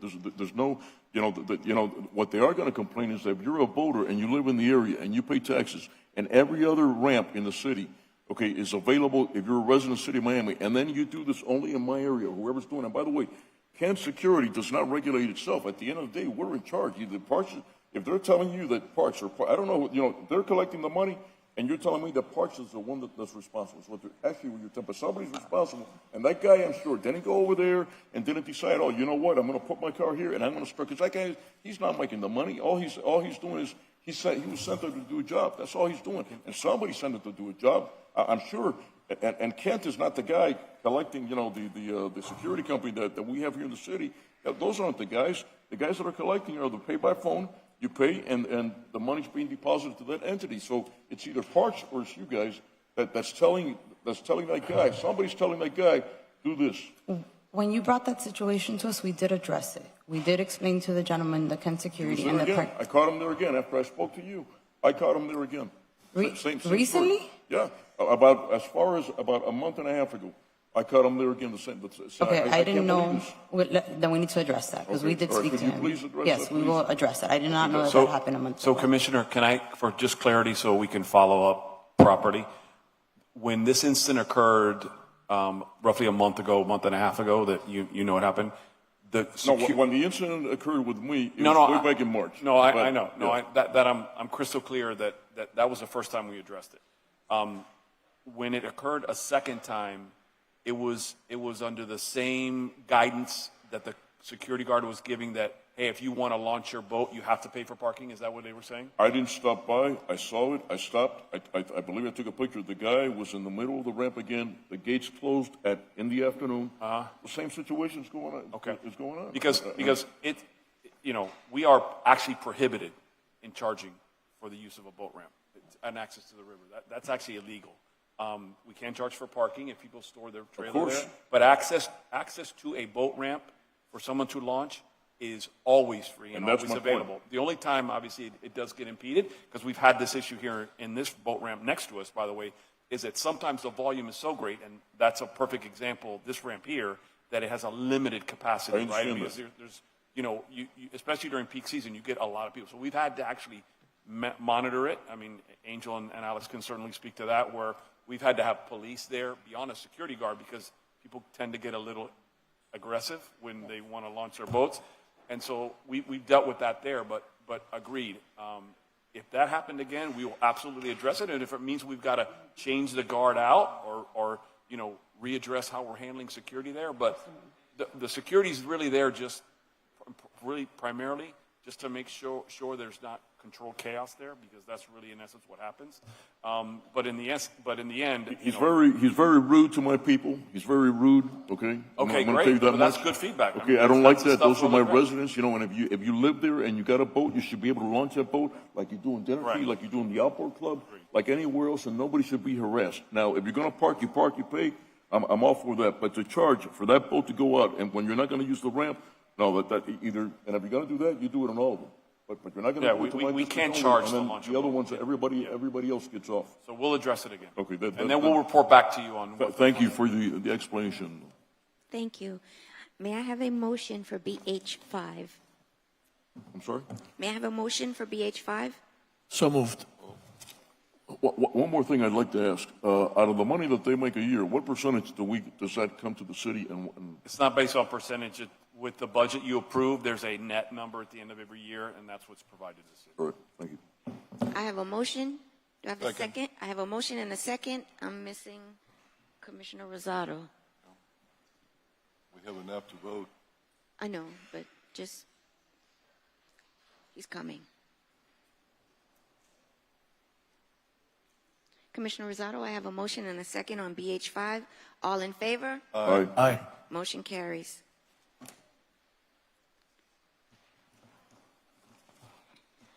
BH11 was pulled.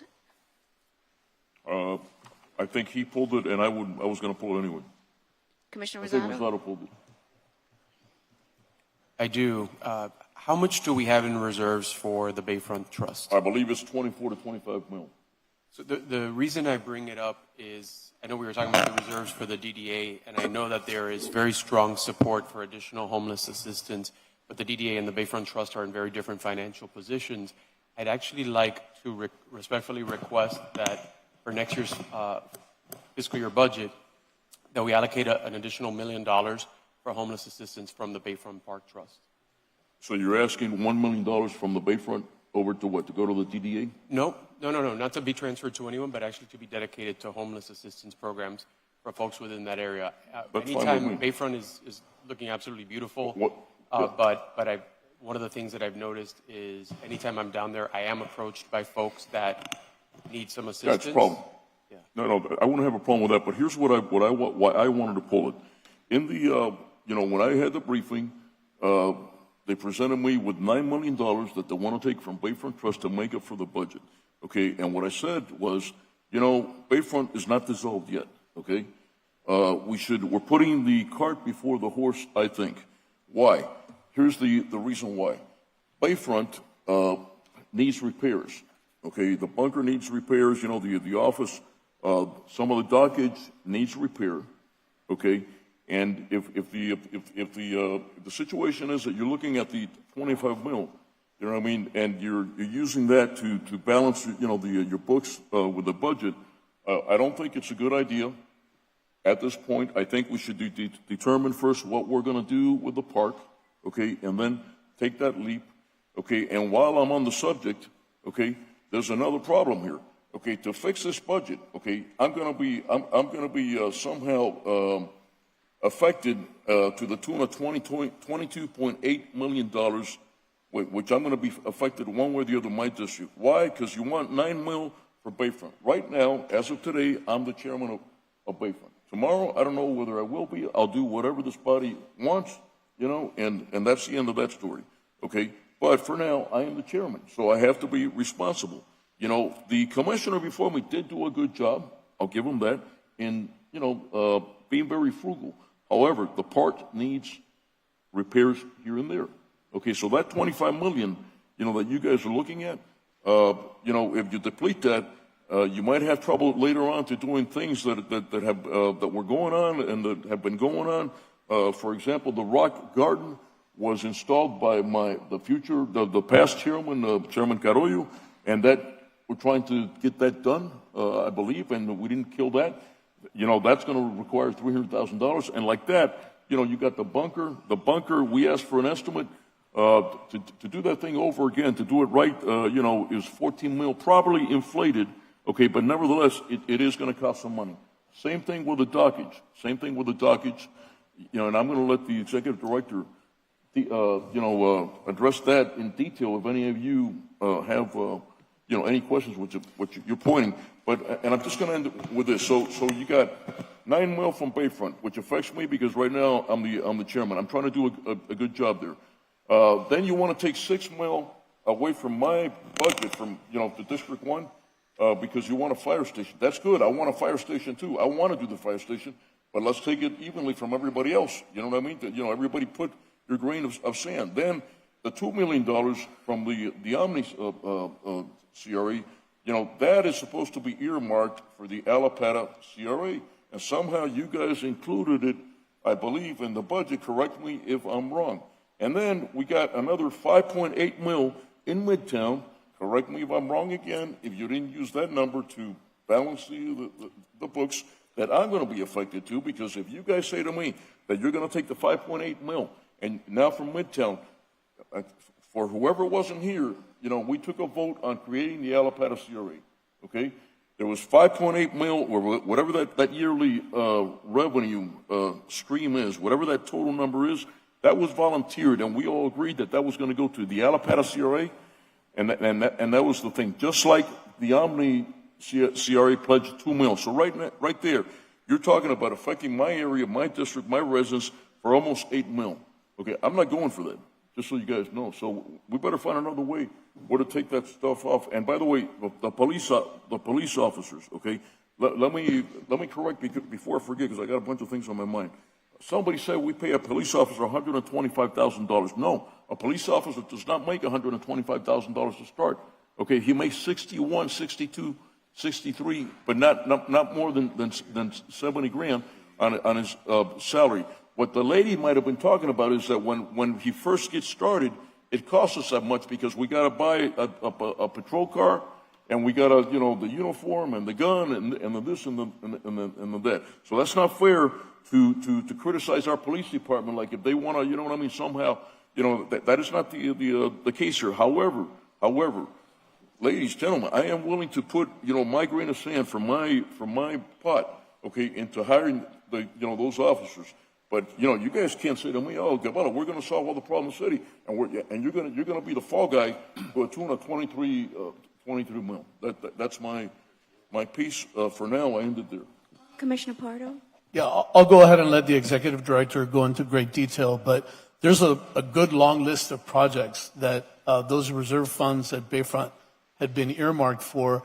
And I just want to make the point that the downtown residents have sacrificed in many ways, at least they've been told that the digital signs that are there at the park, those revenue sources are for them and to go back in the park. So I would strongly argue that any kind of reserve fund stays with the park and with Bayfront Park Trust. Commissioner Vice Chair? This is precisely the reason that I brought up the fact that Bayfront Park Trust should be within the city of Miami, because you do have millions of dollars here that could be going into the city of Miami's general fund every year. In addition, you have a tremendous opportunity to be able to generate additional millions a year. Mr. Interim Executive Director, and I just got a hold of this, so I apologize that there's a lot more areas that I could go into that I won't because I just got it, but I noticed one in particular. In the general revenues that you're saying that is what's going to be part of your budget for this next fiscal year, in 201, event rental income proposed $2,402,500, I believe it says. Yes. Let me try to get this closer. And thank you, Chairwoman. It says this event rental income is based on revenue generated by the Ultra Music Festival, but let me jump to the one on top, 105 concessions. Proposed funding that you're going to be making is $1,198,600.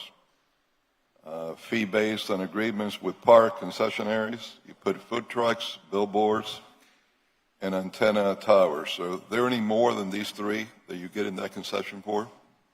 Raul Miro, Jr., Interim Executive Director of Bayfront Park Trust. Not that I'm aware of. Okay. Mr. Vice Chair.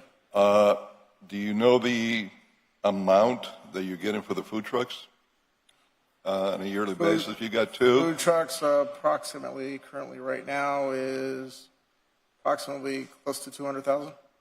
Between both, a little bit less than 200,000 for both food trucks. No, it's a lot less. It's about 160,000. They pay the highest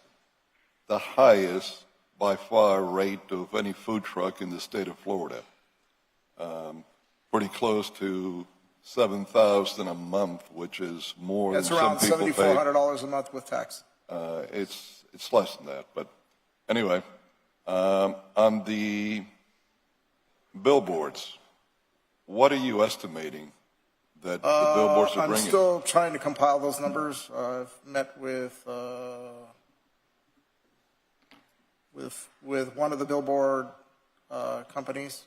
They're still trying to give me I don't know what the number is. Well, we're really dealing with one billboard company is not. Well, we got Ike and then whatever. Yeah, but the Ike is not part of.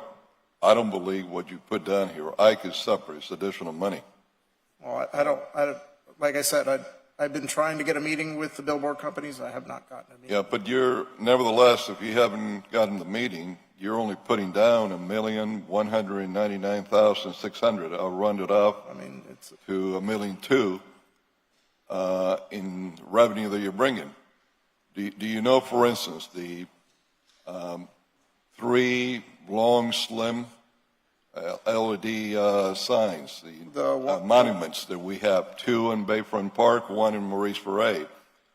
We're almost at the end of the fiscal year with almost midway through September. Do you know what that has generated so far for this No, I fiscal don't. year?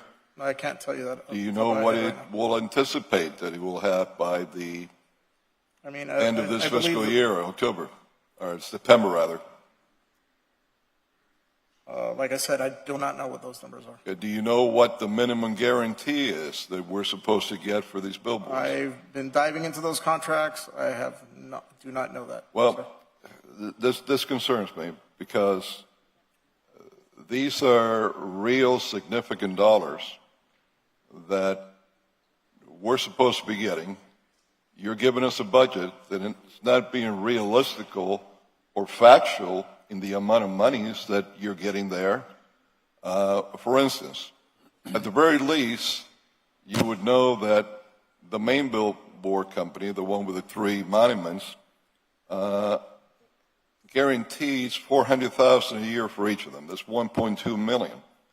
But at the rate that they've been paying you, what they will finish by the end of this September, this fiscal year, it's going to be right around $2 million. The food trucks are generating less than when you proposed.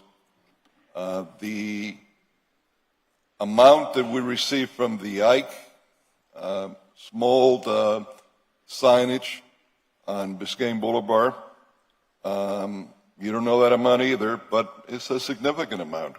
And then the antenna towers, do you have any idea how much that is? Well, that's also a very significant number. You have underestimated your revenue just in this one line item by, at the very minimum, half. You're putting down 1.2 and you have over 2.4. So you got another $1.2 million that he's asking for $1 million for something that certainly downtown deserves and homeless. And you have money there. I have no problems giving the $1 million. Well, but the point that I'm making is, and this is only one item, how are we supposed to believe the full budget you've given us when just in one small area, you have no idea? Every question that I've asked, you don't know, you don't know, you don't know. And these are things that you should have known already since you were there. And you're presenting to the commission a budget, an income that you're supposed to be getting that is totally inaccurate in income and so on. Now, on the expense side, and you have, well, let me ask you another simple question. Go for it. How much do you have in the Maurice Ferre side that's sitting there in an account today from the $2 million a year that we've been getting I can explain that from one. the Omni CRA that's supposed to be used in Ferre Park only, Okay. and not for maintenance, just for new Okay, so projects. the $2 million that we get from the Omni has been going into the, let's call it, General Bayfront Park Trust account. So I cannot tell what monies are spent because it only goes into that account. So what I've done is with the Wells Fargo, I have created a separate account to handle the Maurice Ferre $2 million that come into the park from the Omni CRA. Because right now, I cannot say how much I have from the Omni and how much I have in general. Because it's not broken down. It always was Unfortunately, it's broken not down broken by down. the accounts that we had because we had to be extremely careful in how that money was spent, and it was always broken down. So I'm amazed that you don't know the amount that At this moment, I cannot you tell have in the what bank account. Well, that's another one. You don't know that it's right there. All you have to do is call the accounts that you have, and they'll tell you the exact amount. Sir, I pulled the it's account. millions. Hold on. It's millions of dollars that Vice you have Chair, there. Vice Chair, because there's so many questions, would this commission consider deferring this item to our second budget hearing, whereby I would like to do the that. Bayfront, we Yeah. can have the CFO come and That's what I was answer going to ask you. some of these. Where's your CFO? He's not here today. Bro. Okay, so may I have a motion to defer? But hang on a minute. I just like to put it to the record. I agree this should be deferred, but let's back up again. Let's back up the car again a minute, folks. Let's remind ourselves that he's been on the job for how long? You been on the job? 5 months? 5 months. You were there for 8 years. Okay. In 2019, they told you and your people that the accounting there was terrible and certain guardrails needed to be put back in place or put in place, and you never did anything about it. And that's part of the confusion also there, that some documents are asked for, including by the forensic audit that's going on now, and those documents are nowhere to be found. That's on you guys. That's not on us, Commissioner, with all due respect. And then the other question I got for you, Commissioner, you were there for 8 years, and now, when I'm there, is when you want to bring the park over to the city. Why? Because now you want to dip into that fund, and you want to take that money, okay, because you didn't do it for 8 years, and you were there for 8 years. Now, all of a sudden, out of the blue, a Martian came down and told you, oh, you know what, it's a good idea to bring this over, but you didn't do it for 8 years. You had a chance to do it for 8 years, and you didn't do it.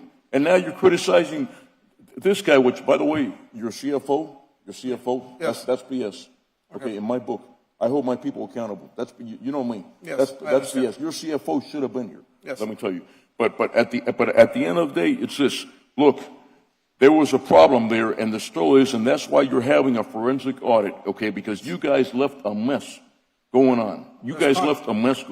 And I will end it there, and we'll defer and do that. May I have a motion to defer? Motion to defer. Do I have a second? Chairwoman, I have to answer this, please. I'm tired of this individual getting up here and giving information that's false, inaccurate, and simply not true. It's the truth. To begin with, his interim executive director has been there some 7.5 months. If he doesn't know a budget in that time, he could be there 8 years. He still won't know it. He's been there 4 and months. that's a problem. He came in February. Let's not talk back and forth. Secondly of all, not several months. No, he's lying. He's lying. Let's not talk back and forth. Out of everything that he stated, the one thing that he forgot to mention is that the reason this Bayfront Park Trust has millions of dollars to waste, to bring to the city, to burn if they want to, is because this individual here had the brains, the knowledge to do what he can't do today, tomorrow, or ever. Bring millions of dollars to that park and to have done things that for years were left undone.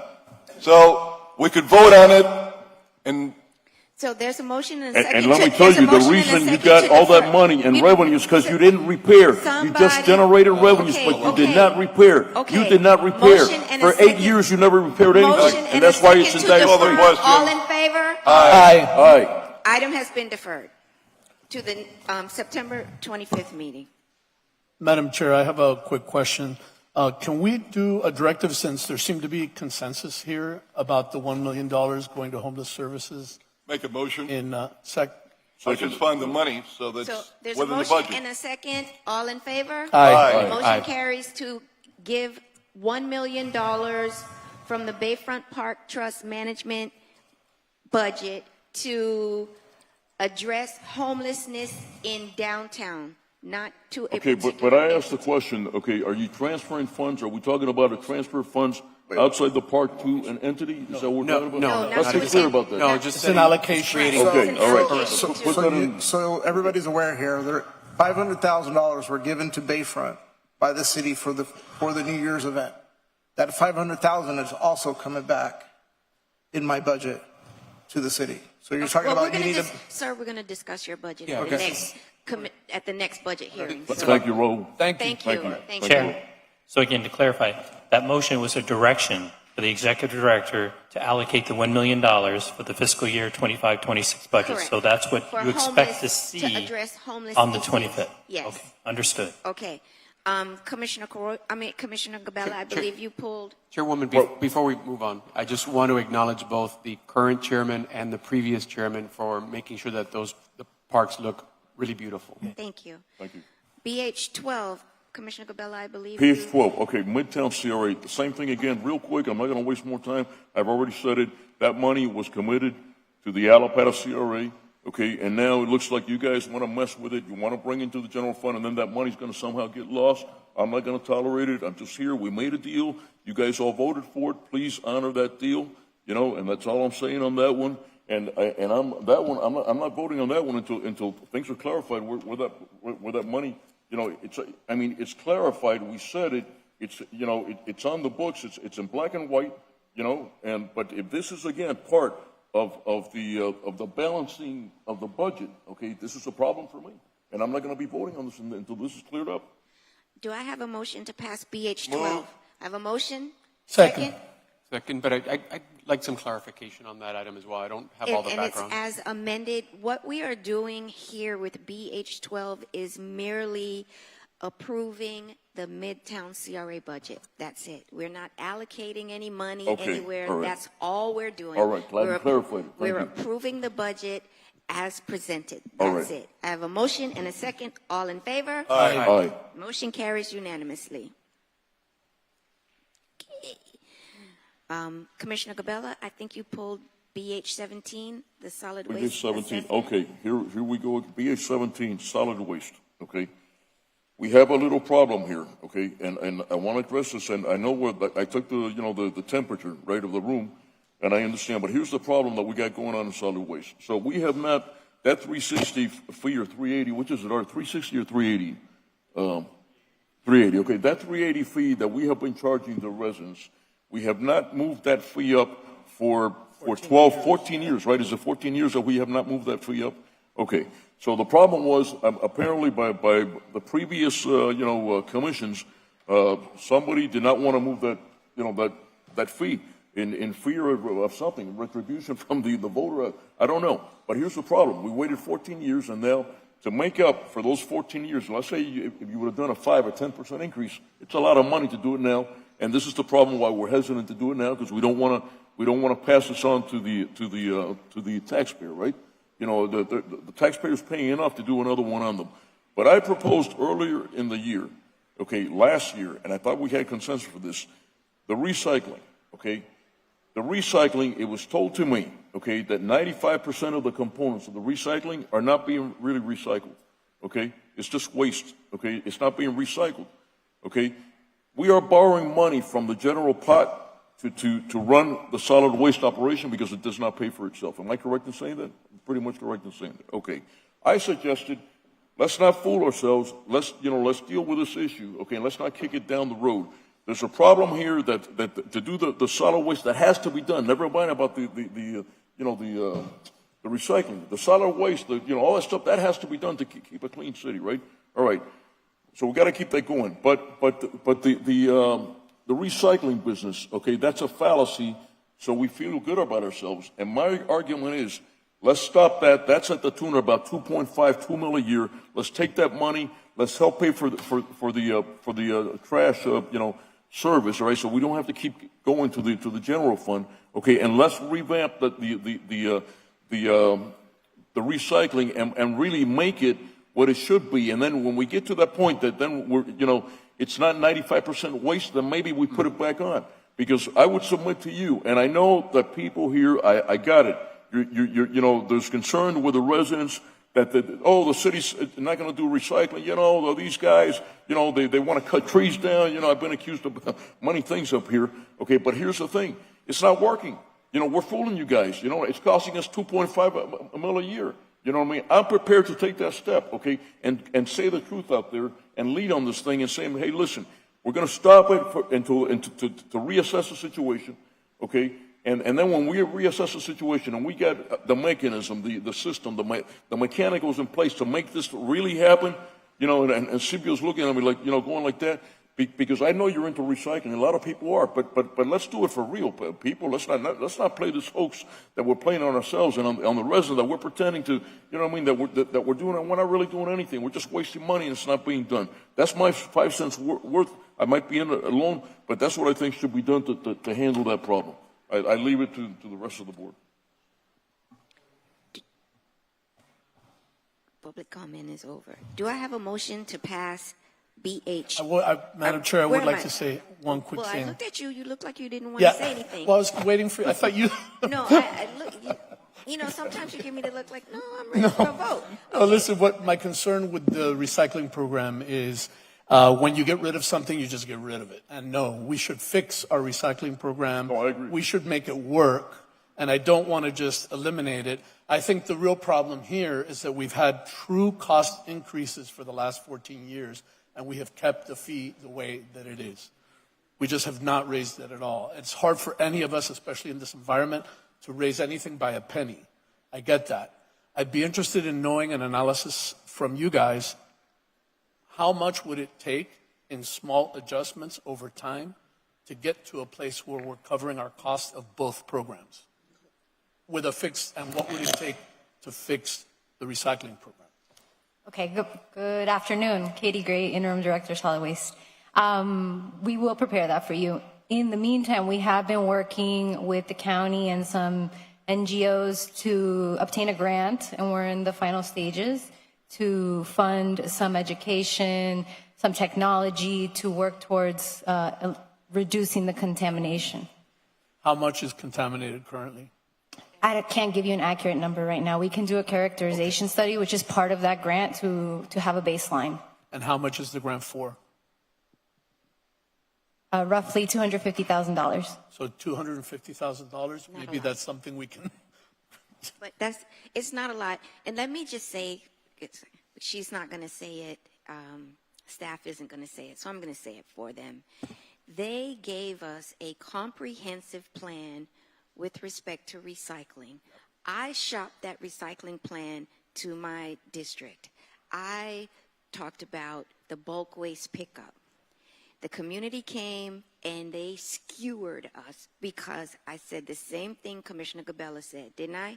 That recycling is just not true, because if you don't rinse out your containers, if you don't separate them, it's not recycled. It goes into the garbage, the regular garbage, because we don't have the infrastructure nor the personnel to go and sort the garbage. So what was proposed? A schedule less for recycling, an opportunity to take your recycling that you've washed and put out to the recycling centers. All of this was discussed. Was I the only one that heard that? No. And this body, in totality, voted against it because the community came out in droves to say, no, we want our recycling. Irrespective of that it's not really recycling, people don't say, and I'm the first to tell you, I'm not going to wash my garbage. I'm not going to do that. I'll separate the glass and I don't eat food out of cans, so that's a different story. But, you know, I will do the separations. I break down my boxes and put them separate, but I'm not going to wash my garbage. So I would have taken and I understand the sanitation fee has not increased, and we, the city of Miami, provide more services for less than Miami-Dade County. And Miami-Dade County continues to increase their fees, and everyone just takes it. But we can't increase our fees. And I understand, because the cost of living here is so high. But staff has tried to get us on board with doing adjustments to how we provide services, even proposed a slight increase, and you guys said no.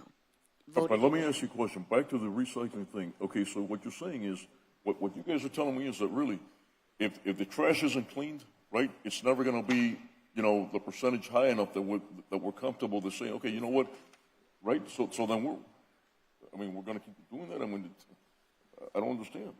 I mean, then if it's left to the public, if they got to wash your thing, that, you know, I agree. Nobody's going to do that. You know what I mean? So then, forever we're going to, you know, then we should tell them the truth. Hey, look, we're recycling to make you feel good, but 95% of it isn't, you know. And maybe that'll get them, you know what? Maybe if we do that and we tell them the truth, maybe that'll get them to some people to wash it. I don't know. But we all have to educate our community.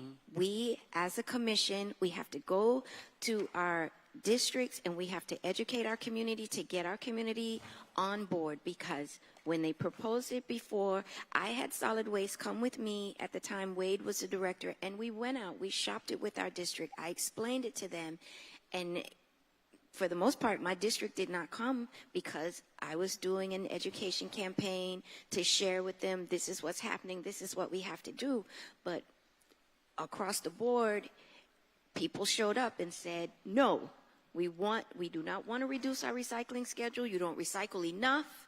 You don't, and on and on and on. And we just dropped it. We threw our hands up and we just dropped it. Instead of still trying to address this issue, we threw our hands up and said, okay, fine. And staff has to figure out how to balance this budget. And it's sorely inadequate with sanitation. By the way, I wanted to bring this up. The street sweeper almost ran me over the other day. Speeding in Morningside. I forgot to, and now that I'm thinking about it. Speeding, barreling through Morningside. I was running, and I had to almost jump on the sidewalk to get out of the way because this guy was going to run me over, and I would have been killed or seriously maimed and hurt. Just life, just FYI. Okay, so may I have a motion for BH 12? And no, wait, where are we? 17, right? 17. Madam Chair, I just want to thank Katie and the whole department because you guys do amazing work. Thank you. Yes. Thank you. I second that. So, do I have a motion for BH 17? Move. Second. I have a motion and a second. All in favor? Aye. Aye.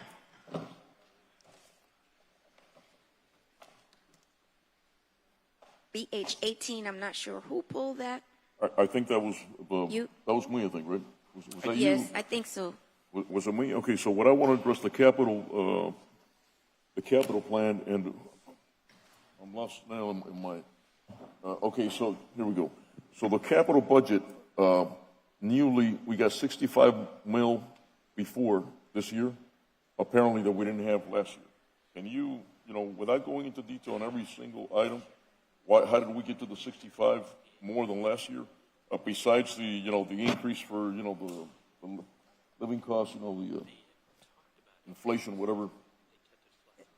It's quite a bit of items, but one of them is allocating the impact fees is one that's listed on here. And there's quite a few projects on here. But what are the big ones? Just for your district? No, but in general. Oh, in general? Okay. I just want to know in general why we're. We have West Grapeland, traffic calming is one. Let me see, a big one is Alopata flood improvements. How much is it? That's 20, wait, hold on.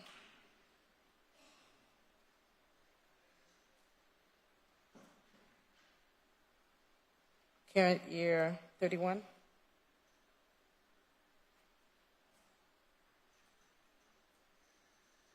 Oh, Reverend Graham Trail, no, the Alopata one is 31 million.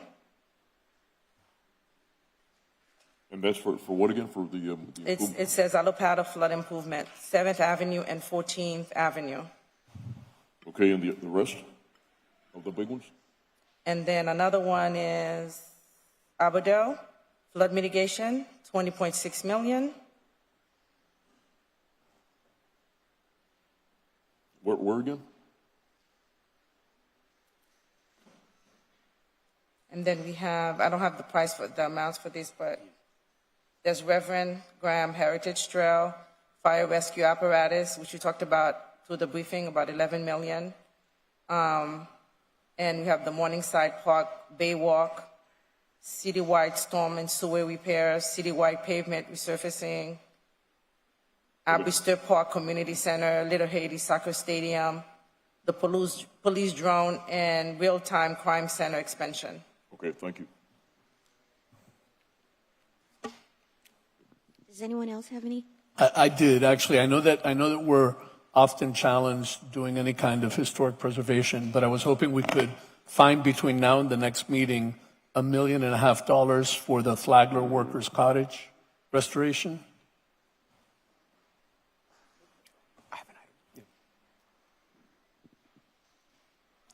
Commissioner Rosado? Yes. Thank you, Chairwoman.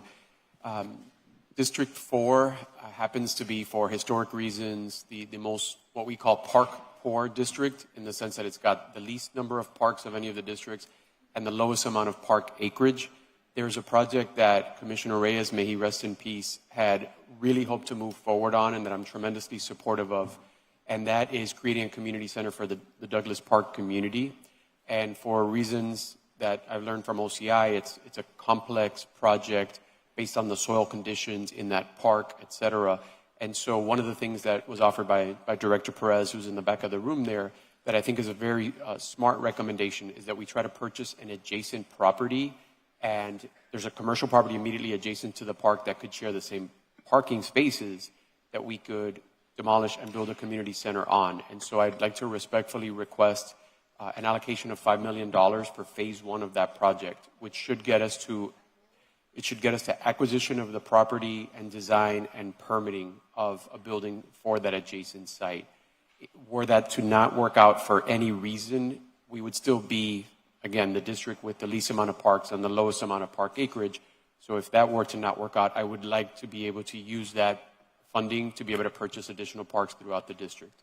It's something we are very, very eagerly looking to do now. I've driven every street. We are putting out letters of interest, et cetera, but we still have entire large segments north of 8th Street and north of Flagler that have no parks anywhere near them.